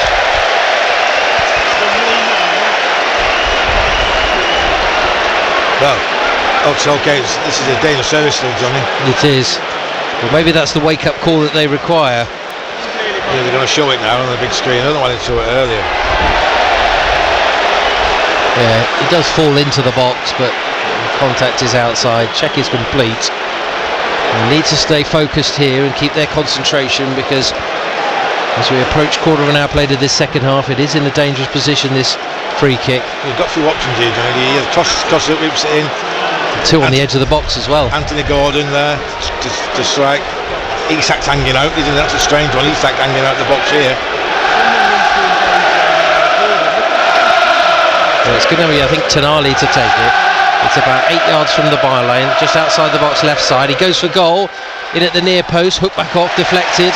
Another good block. Good block by Lamptey there. Sher it was who tried to hook it back, but Lamptey was aware. He got past the wall, didn't it? But those two good friends, Welbeck and Lamptey, combining to deny Newcastle. It is a corner though, in at the near post. Estupiñán goes to meet it, heads it clear, goes back out to the far side, nodded back along the line to Gordon, and returns it to Livramento. So I've got to say, they've got to be disciplined. Launched high this time. Burners stayed forward, gets the header in there towards Isak, but it dribbles past him and goes through to Verbruggen. Albion fans certainly felt that Dan Burn was holding in the box there. Play continues. Launched high by Lamptey. Tracking back there is Trippier. And a short pass to Fabian Schär. Blocked there by O'Reilly. He gets it back from Welbeck. O'Reilly with a chance. Deflected. Oh, it's just gone behind for a corner. Well, you've got to credit Matt O'Reilly. Countless times in this game he's put pressure on the final man in possession and it's caused errors. Yeah, he's done it well, but again, he was just trying to squirt it, didn't he? He only squirting it too because there's nobody there, Johnny. I think that's to let it back to Welbeck for strike at goal. That's good response now. The pressure's on Newcastle. We'll take the pressure off us at the back. Can we get this goal? So it's going to be O'Reilly to take the corner from the right. Dunks in there. Burns trying to stick with him. Maybe someone can pop round the back unmarked. Needs good delivery though from Matt O'Reilly. From the right with his left foot. Swinging it high. Bird up against Dunk. And wins the header. Minte picks it up though for the Seagulls. He runs straight into traffic. 3 defenders in front of me, took all the space up and just launched himself towards the play. Put out a play there. Danny Welbeck's having a go in. So to get out your feet and whip it in. He took all the space up himself and then just runs into the defender. Decision making so key. I know he's learning, but he's to learn a little bit quicker. Riley again heading forward, this time towards Adingra, but picked up there by Nick Pope. Still 1-0 to the Seagulls. And more changes may be being considered by both sides really. One change made apiece so far in the game as go back there to Fabian Schär as the final man, where Livramento was drifting into midfield a little bit more from his full-back position. Albion trying to get it through Minte. Minte takes it away from Tonali, uses Welbeck in the middle. Just didn't underhit the pass, and Adingra was on his back foot anyway, but then Welbeck goes in there for a challenge. Both players go down, play continues with Lamptey. He drags it to the edge of the box, cut out by Dan Burn. Things starting to open up, as you were saying, Warren. Space appearing on both sides of the pitch. This time Willock breaks, finding Isak. Isak from the left-hand side. Trying to get away from Belieber. Rolls it across there to Barnes. Barnes inside the box onto his left foot. Swings at it. Comfortable for Verbruggen. High at that height, taking it in front of his face. Low down, would have been maybe a different kettle of fish, but it remains Albion 1, Newcastle now. One end that were attacking, 10 seconds later Johnny were defending. We can't allow that. I said that would happen, but we can't allow that to happen. Terry Lamptey going forward, the wasteful pass in the final third. We have to be careful when we get in there. It's happened a lot, hasn't it, Warren, this season, when Albion have looked like killing off games 1-0 up and suddenly a team breaks, having had a good chance to make it 2-0, and the team goes up the other end and equalises, but not on that occasion, and they still have a slender 1-goal lead. It would be important if they can keep the points tally going. Of course, they've already surpassed last season. Only one other season they've got more points in the Premier League. That was the 72 that they picked up in 2022-2023. Oh, that's a mistake. Oh, and Estupiñán slid in. Trippier stays on his feet and gets away there to the right hand side. Takes a throw quickly into the middle. Up here, handball against Guimaraes, and Adingra fouls him. It's been quite a scrappy game all over from start to finish, really. It has, isn't it? No one's really real quality. No. I don't know whether it's just a bit hell for leather, a little bit over eager perhaps. Of course the stakes are high for both these sides. I think that's what it is, Johnny, the pressure. Yeah. Trying to get the 3 points. Absolutely. And it's Cuba Minte's goal separates them at the moment. Danny Welbeck with this excellent record against Newcastle, still out there on the pitch, still going to have to do a lot towards the end of this season. So the free kick, 20 yards in from the right. Gordon and Trippier are there. The line is on the edge of the box, touch off to Gordon, he swings it back post, and that's beyond Dan Bird, who gives chase to try and keep it in. I think he's managed to do it as well in familiar territory here at the Amex. Burn on that far side, onto his right foot, tries to cross, headed away by Belieber at the near post. Livramento just nudged Minte away from the ball, and Newcastle pick it up again through Tonali. Gets it out to the right, Schär. Down the line to Barnes. Barnes in behind on the right. Sends a whipped cross in, headed away there by Van Hecke. Pressure building here from Newcastle. Barnes again. Told to get it out wide. That's exactly what he does. Guimaraes helped there by Tonali now. Tonali, he tries to drive it in. That's blocked by Estupiñán. With more good defending from him. Such a consistent performer for the Seagulls.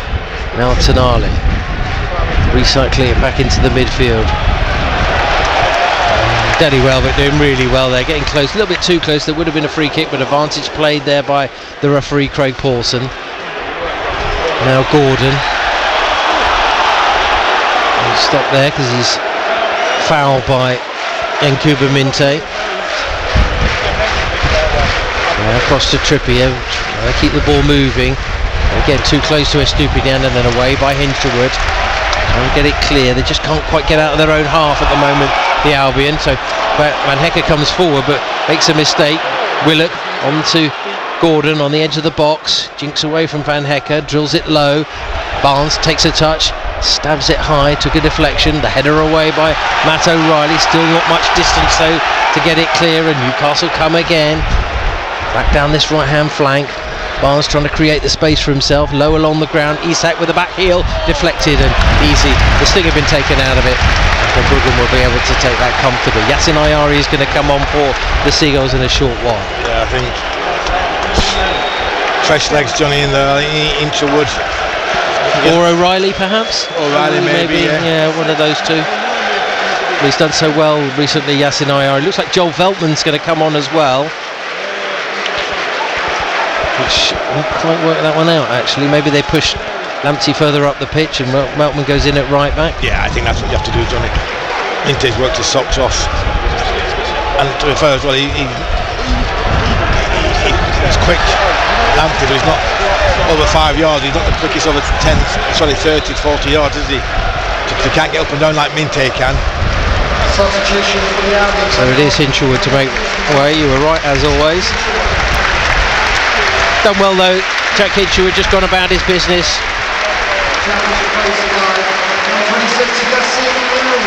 And it's going to be a Dingra to make way.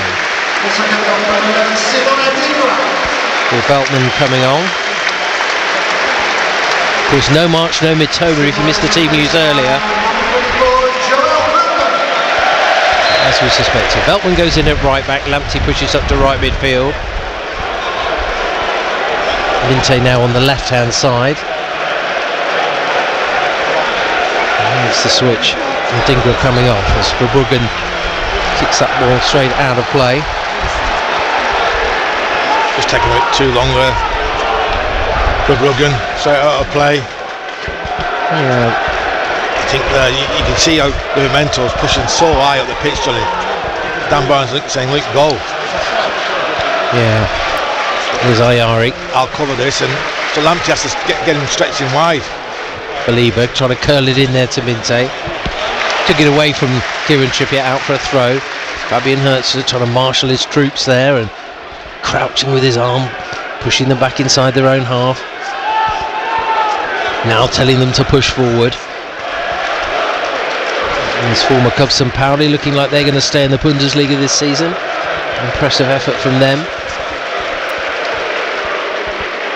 Here's Gordon, flipping it into the middle, the run by Guimaraes, slipping it through there to Willock. Willock goes down, and Hecke came across, goal kick. No, he's changed his mind. Well, he's pointing, as he pointed to the spot or a goal kick? Spot. It looks like a penalty. It was Van Hecke this time who was stretching. Oh, we've already had one shout, and that was changed because it was outside the box. Van Hecke. Do you know what? He checks out the challenge, I think. Yeah, this could be overturned as well.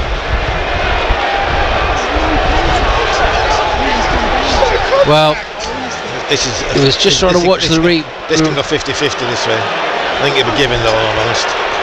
Massive moment in the game. It does look like Van Hecke sort of stops, doesn't he? He knows he can't reach there, sliding in, so he's trying to go down on his knee. Hey! Well, Been a busy afternoon for Craig Pawson, Andy Madley and Scott Ledger.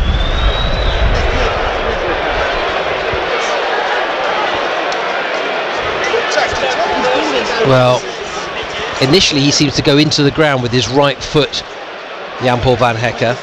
It's Willock who made the run. Screen, John, to the screen. This is more penalty. Well, across he comes, up goes the screen. Channel, get the right channel. I've got a snooker on here, he's saying. Well, he'll be... Well, apologies for any swearing you may have heard behind us. But Pawson is now looking at the screen, just checking a couple of different angles. Well, he's been spoken to now by his foreign officials, as I tell you, the VAR man, saying, look, this is why I don't think it's a penalty. You can keep your decision yourself if you want to, but this is why I think it's not a penalty. Elsewhere, Brentford have scored a third. They're 3-1 up against Manchester United. Here, Albion leading by goals nil, but the referee has made his decision. And it is a yellow card for Joe Willock. Simulation. I think it's the two Arsenal boys there, Willock and Welbeck, and they'll chat to each other. And he just put his arm on him saying, look, don't try to cheat us, mate. Well, probably saying you're bigger than that. Well, he's been booked. Callum Wilson is going to come on soon for Newcastle. Isak's going to have his third touch of the game with that penalty, Johnny. Keeper's down on his backside as well, down the other repeat. Nick Pope. It's a sniper in the ground, isn't it? What's happening with that one?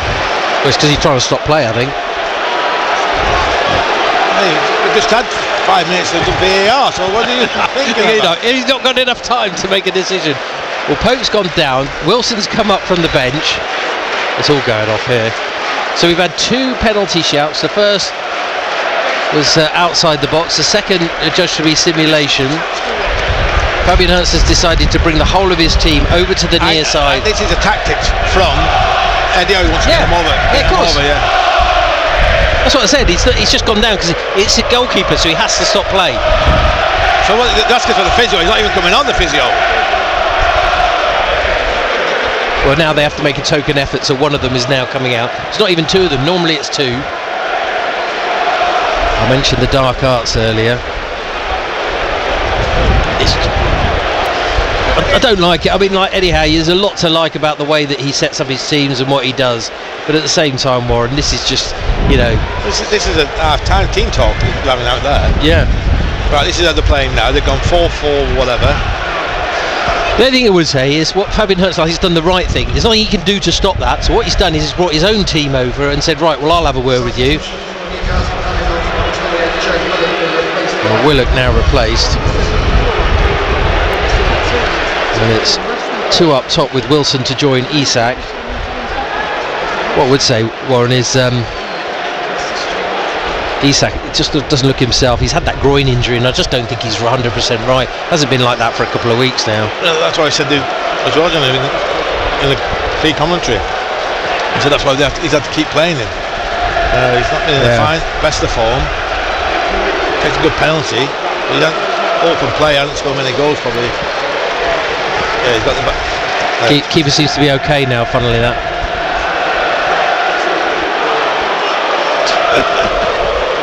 Did they get acting lessons now, these footballers, do you think? Maybe.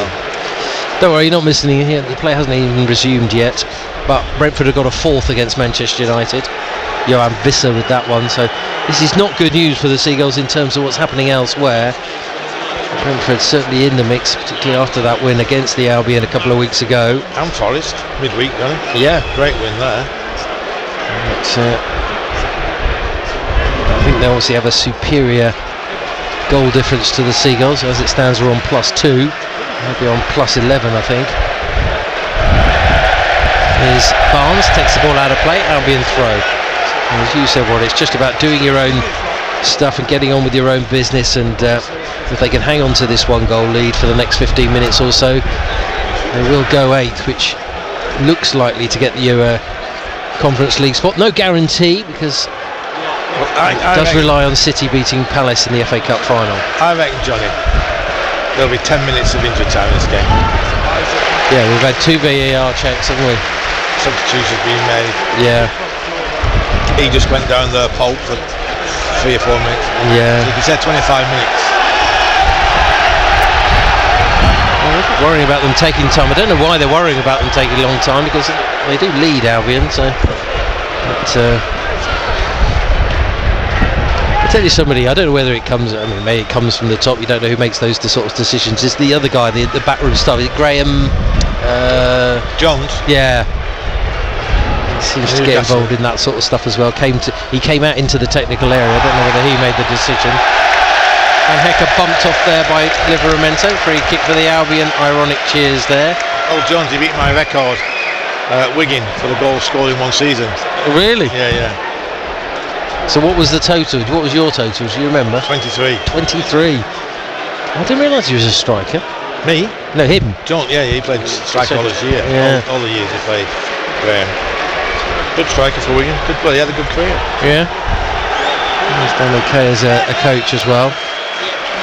Eddie Howe now having a word with the fourth official as Van Hecker takes the free kick, driving it straight down the middle of the pitch and out for a goal kick. Fabian Hertzler telling his side to just press and push up the pitch, try and not allow them out if they can. Played short there to Dan Byrne. Byrne along the ground into the feet there of Isak. Cushions in out there to Tino Livramento, scooped up by Gordon, chested off there by Guimaraes. Veltman's in quickly. Minte flips it out to Lamptey. It's worked and then driven across the pitch by Matt O'Reilly. Minte using his pace.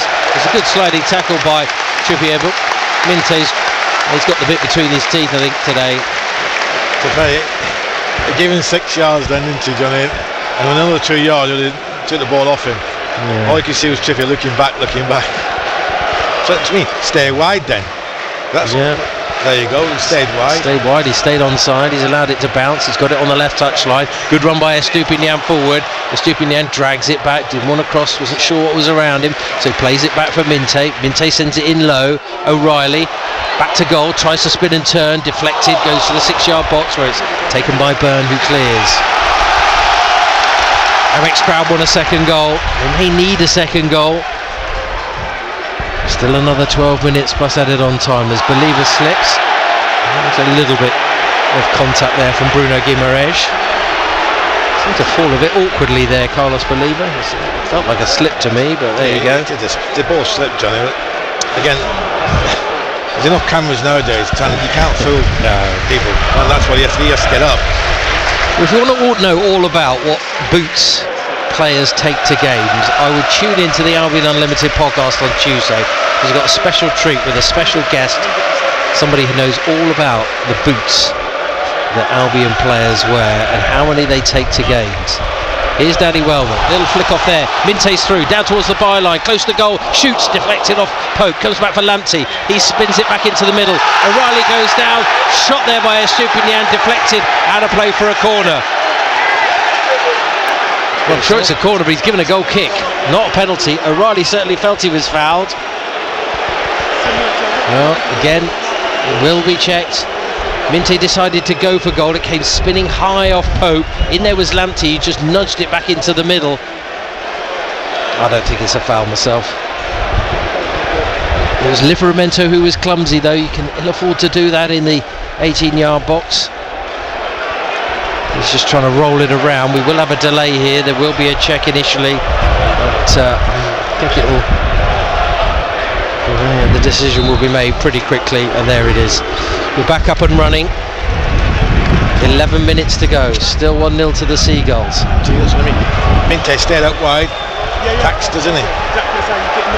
I don't understand. It's been a conscious thing, even since Brentford, West Ham. Those wingers playing a little bit more central. Here's Barnes though in a bit of space. Estupinian caught up the pitch. Believer trying to get back. Fist into the middle. Isak helps it on its way. Gordon edge of the box onto his right foot. Curls it high over the crossbar. Goal kick. I don't know how Barnes has got free there. Estupinian's gone on a little wonder about Johnny. Trying to dive in there. He's nowhere near the ball. they win it back and then play out wide to Barnes. It's clear. And it's like 5 against 4. They've done well, Brighton in defence there, backing off. But they go in the top corners, Johnny, or hit the pie man, don't they? He has got that in his locker, Gordon. Yeah, he does. Coming inside and trying to hit the top corner. He's only scored 6 goals this season, but of course he's been missing for part of it. Injury, suspension. Isak is their main man with 22 in the Premier League. High ball there, met by Dan Burn, heads it back into the Albion half, and Van Hecke goes back to his keeper. Gordon's chasing, but it's eased across to the right. Nice little body swivel there by Van Hecke to get it out to Veltman. Veltman taking it forward. Onto his left foot, deflected, spinning into the chest of Minte, trying to spin his man, gets away there, covering back was Guimaraes, but it's charged down by Minte again, still going forward. Danny Welbeck saying to the referee, that's a free kick. Not bad that for Minte, isn't it? He got around him straight away. Persistent though, isn't it? He is. He's, you know, I think he's been riled, and I think, you know, he's created a response, and let's hope that his goal is instrumental in an Albion win this afternoon. Floated high there by Cher, trying to find Wilson. Good header by Dunk. Ayari trying to go straight forward through the middle to Baliba, but Newcastle pick it up and Isak's over halfway. Runners through the middle. Gordon has it out on the far side. On that left. Roll it into the middle. Good covering by Yassin Ayari. Deflected it, but it comes back to the edge of the box. Back defending is Danny Welbeck, who, well, he's had no real service of note today, but he's worked really, really hard for the team. Cher back out again. Livramento to the byline. Gordon doesn't get their goal kick. Albion will be able to take their time here. Yeah, at times, Johnny, in the last few minutes we've been at 6s and 7s, haven't we? Players out of position, formation all wrong. You just need to keep the 4 at the back, the 4 lads at the back stay there. There's no need to go forward now. Alejandro Garnacho's made it 4-2 to Brentford now. He's pulled one back for United. Sorry, Warren. So, and let the lads believe it is sitting there, and Ayari getting and O'Reilly joining in. Can't afford to go here. Discipline and concentration so important as Byrne nods it back to his keeper at the edge of his box there. Albion, who have had such a good record against Newcastle in recent seasons, going back a fair while, but I remember those back-to-back wins in the FA Cup, 2 successive years. We're in the Amex years as they are now. Now to the left touchline. Livramento, square, short pass to Isak. Isak having to come deep. Veltman trying to follow him. Isak waiting for options. Just rolls it into the middle. Tonali now squares it. Fabian Cher, he can hit the ball. He doesn't. He just drags it inside cleverly to Barnes. Barnes was caught there by Van Hecke. Free kick on the edge of the box. No need to dive in. You're on about a minute ago, discipline. You don't need to dive in there. It was a cleverly disguised ball, wasn't it, into Harvey Barnes. I tell you what, I don't think he even touches him more. Well, he's given it. He's not going to change his decision now. No, he's not.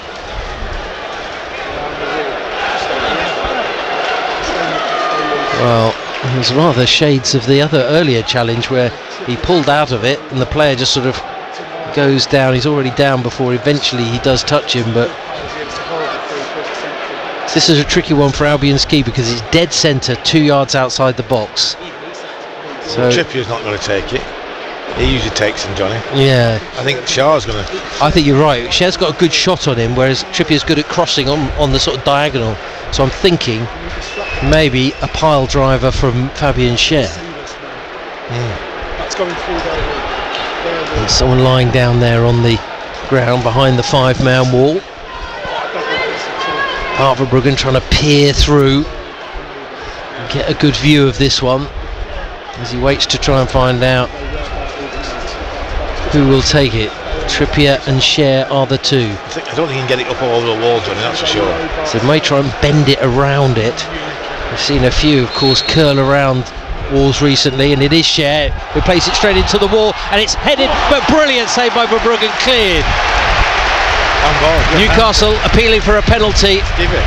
And I think at the third time of asking, there may well be a penalty here. It was driven in. What an incredible save by Bart Verbruggen, but I think it will be pulled back. Or will it be a corner? We'll have to wait and see. Some goal. What are you doing? No need.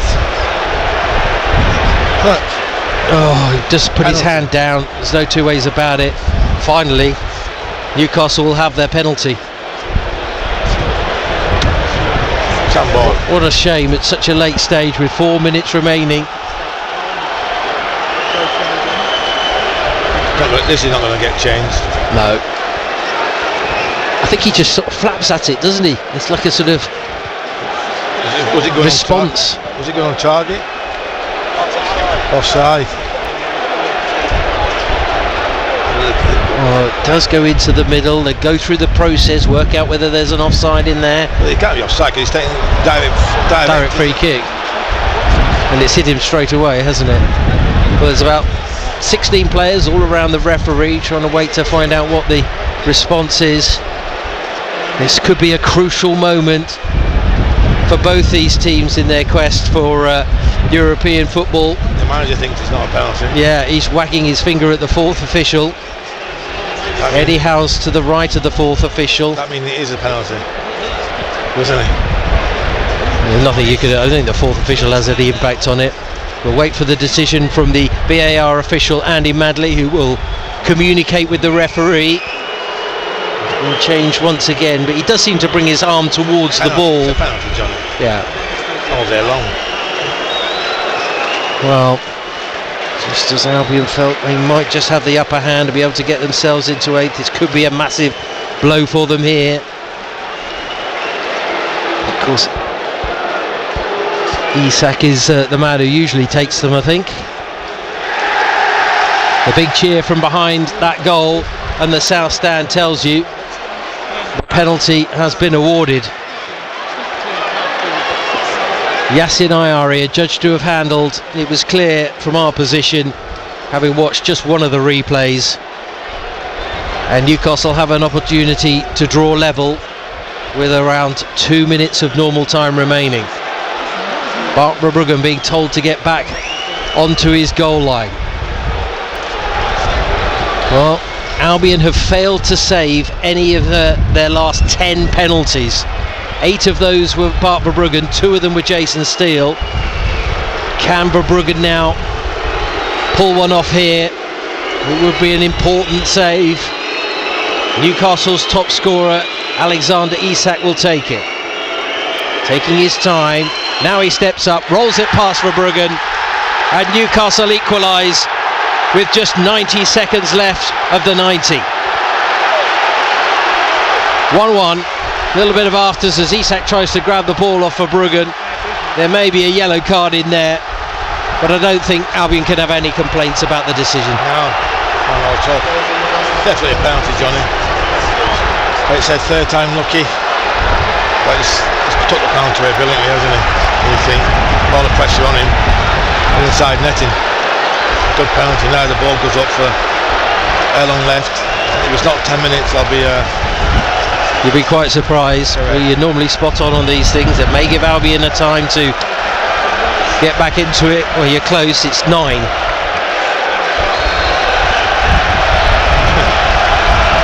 just had a minute there for giving a ball to that. It should have been 10 minutes. Well, maybe Newcastle might feel they may have an opportunity as well. Can Albion be positive and go and find a winner as they did late against West Ham last weekend here? Over the top, chasing his Barnes for Newcastle, trying to get away from Estupinian, takes it to the byline, still going, now clips it into the middle, comes off the chest of Lewis Dunk, sends the clearance skyward. Minte trying to get underneath it, Trippier trying to battle for it, later to Welbeck, now Ayari, off goes Lamptey, Pope comes out of his area, clears there, heads that one into the supporters around us. Multi-ball in action, and then some idiot throws the ball back onto the pitch, not helping his team there. Into the box it goes, didn't get as far as Welbeck. Ayari will pull it back. So 1-1 and we're into 9 minutes. 2 changes coming up. Gomez and maybe Gruden. They've changed their mind, I think. Gomez certainly going to come on as O'Reilly had to stretch for that one. Strong challenge by Guimaraes on Ayari. Fair according to the referee, Craig Pawson. Here's Isak rolling it across there to Gordon. Gordon taking it forward on the left. Callum Wilson waiting in the middle. Tonali comes short. Gets it back. Still feel like it's in the balance. We said there were more goals in this game. Unfortunately, being let that lead slip. It's never dull here at the Amex, that's for sure. Reaction to come here on BBC Radio Sussex after the full-time whistle. Back it goes to Nick Pope. Pope with the ball across to the left. Dan Burn now rolling it up onto the left-hand side. Gordon trying to take on Veltman. Veltman just getting across in time, but he may have brought his man down in an unfair way, and that's what the referee thinks. So a free kick out on the left touchline. Double change coming up with Gruder and Gomez coming on. You can see that Veltman is not the quickest, Johnny, is he? And these two wide players for Newcastle now are very quick, direct. They're going out his feet. One thing in his mind, knock it past Veltman, and he has to bring him down. Taking the free kick quickly into Isak. Isak lost it to the back post, headed away there by Lewis Dunk. Stupinian letting it bounce. There's 2 players around him. One is Byrne. Newcastle fans felt the ball went out of play. Notice the referee's assistant. Cheryl whip it back in there. Chested back there by Veltman to his keeper after Dunk had chested it.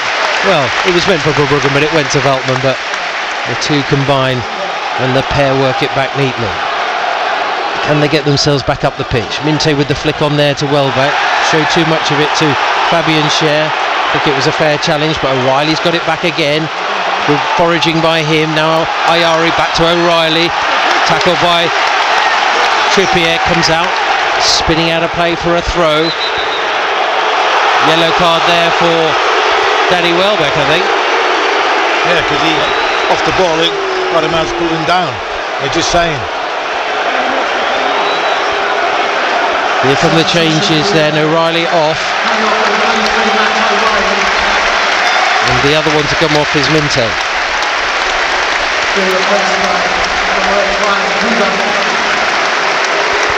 Well, Brian Grudo contributed to that goal for Karu Mitoma last week.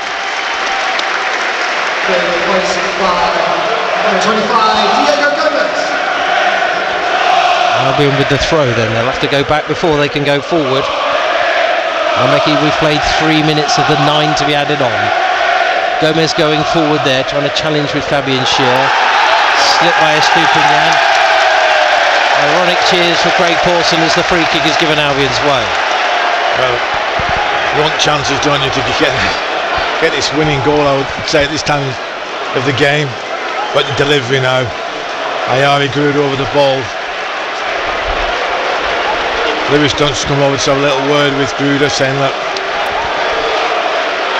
we're going around the back, probably free. Try and shield maybe a little bit and maybe create a little bit of a wall, and then someone might be able to just get round the back. Veltman's decent in the air too, as well as the 2 Albion centre-backs who are forward on the back line.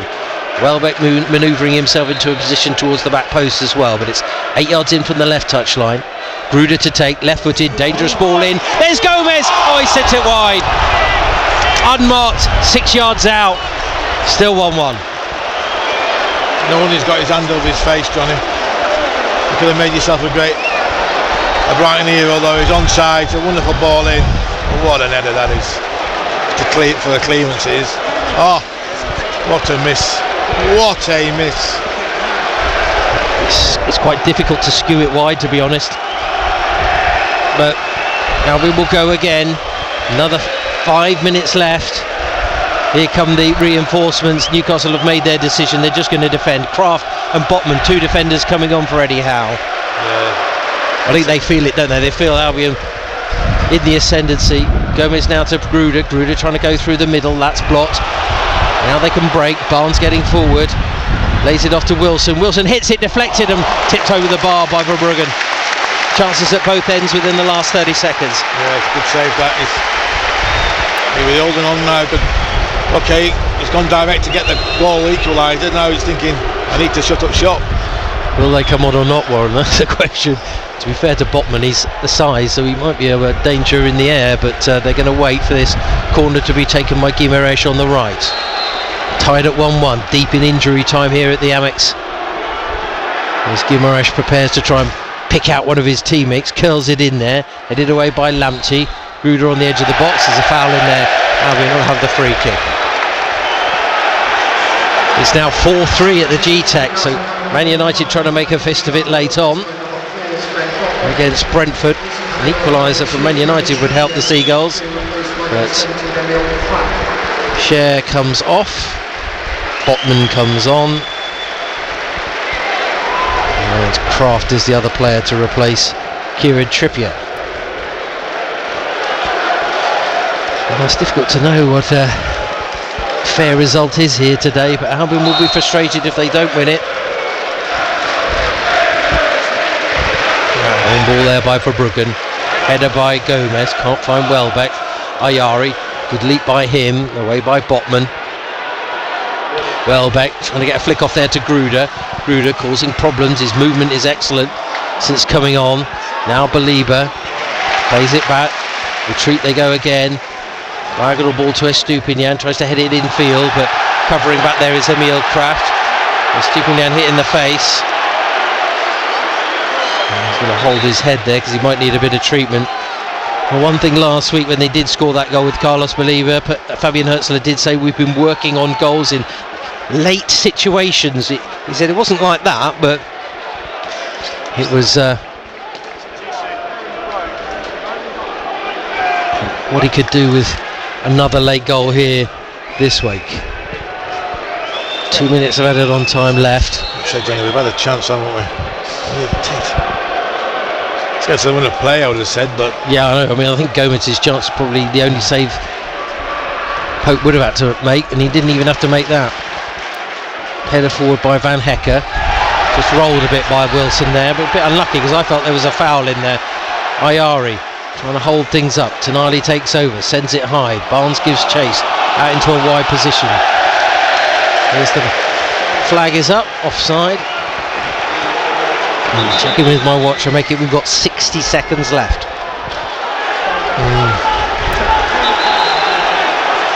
I've been told to retreat a little bit before taking the free kick.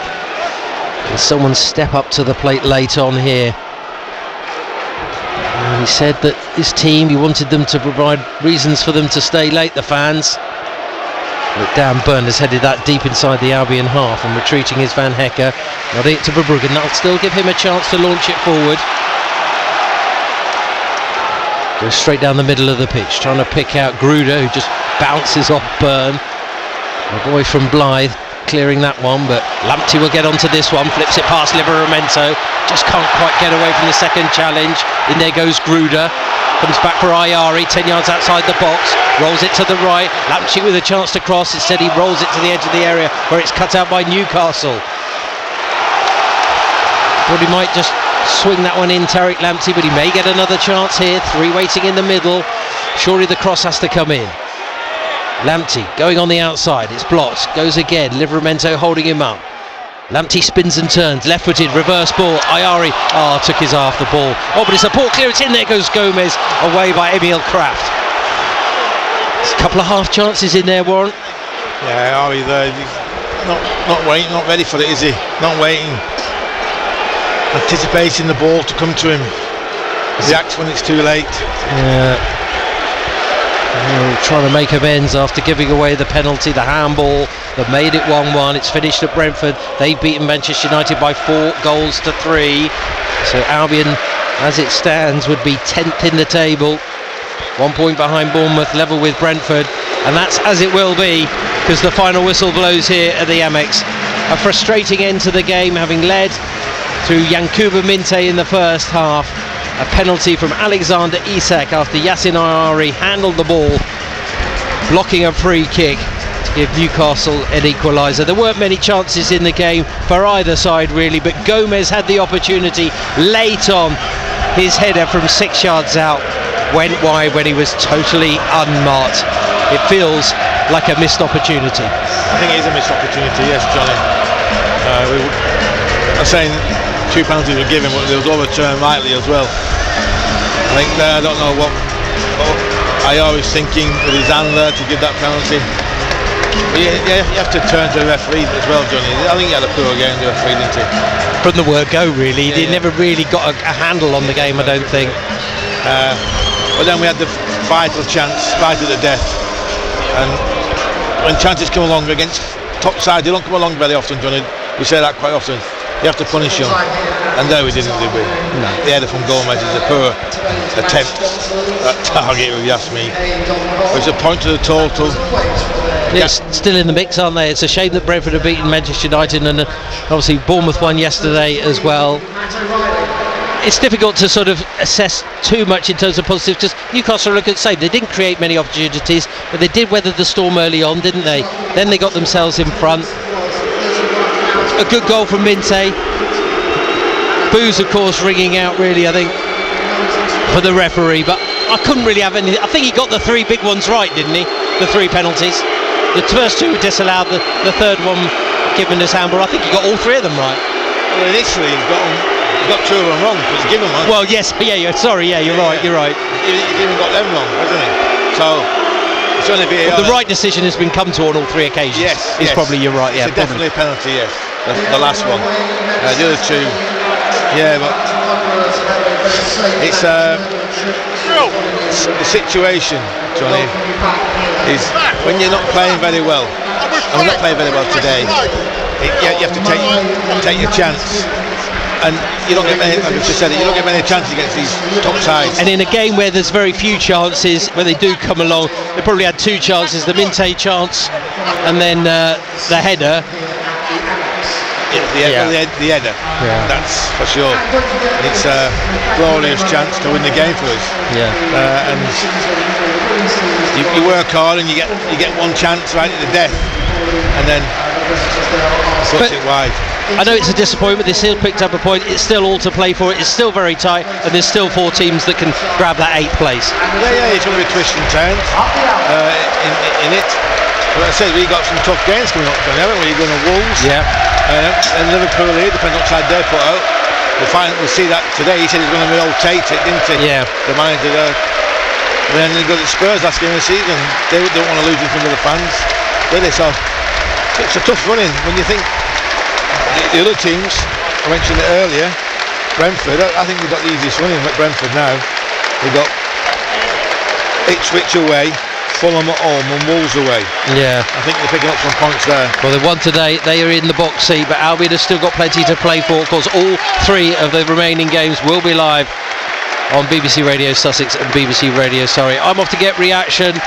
Plenty to discuss though with Adrian and Warren after the full time here. Brighton and Hove Albion 1, Newcastle United 1.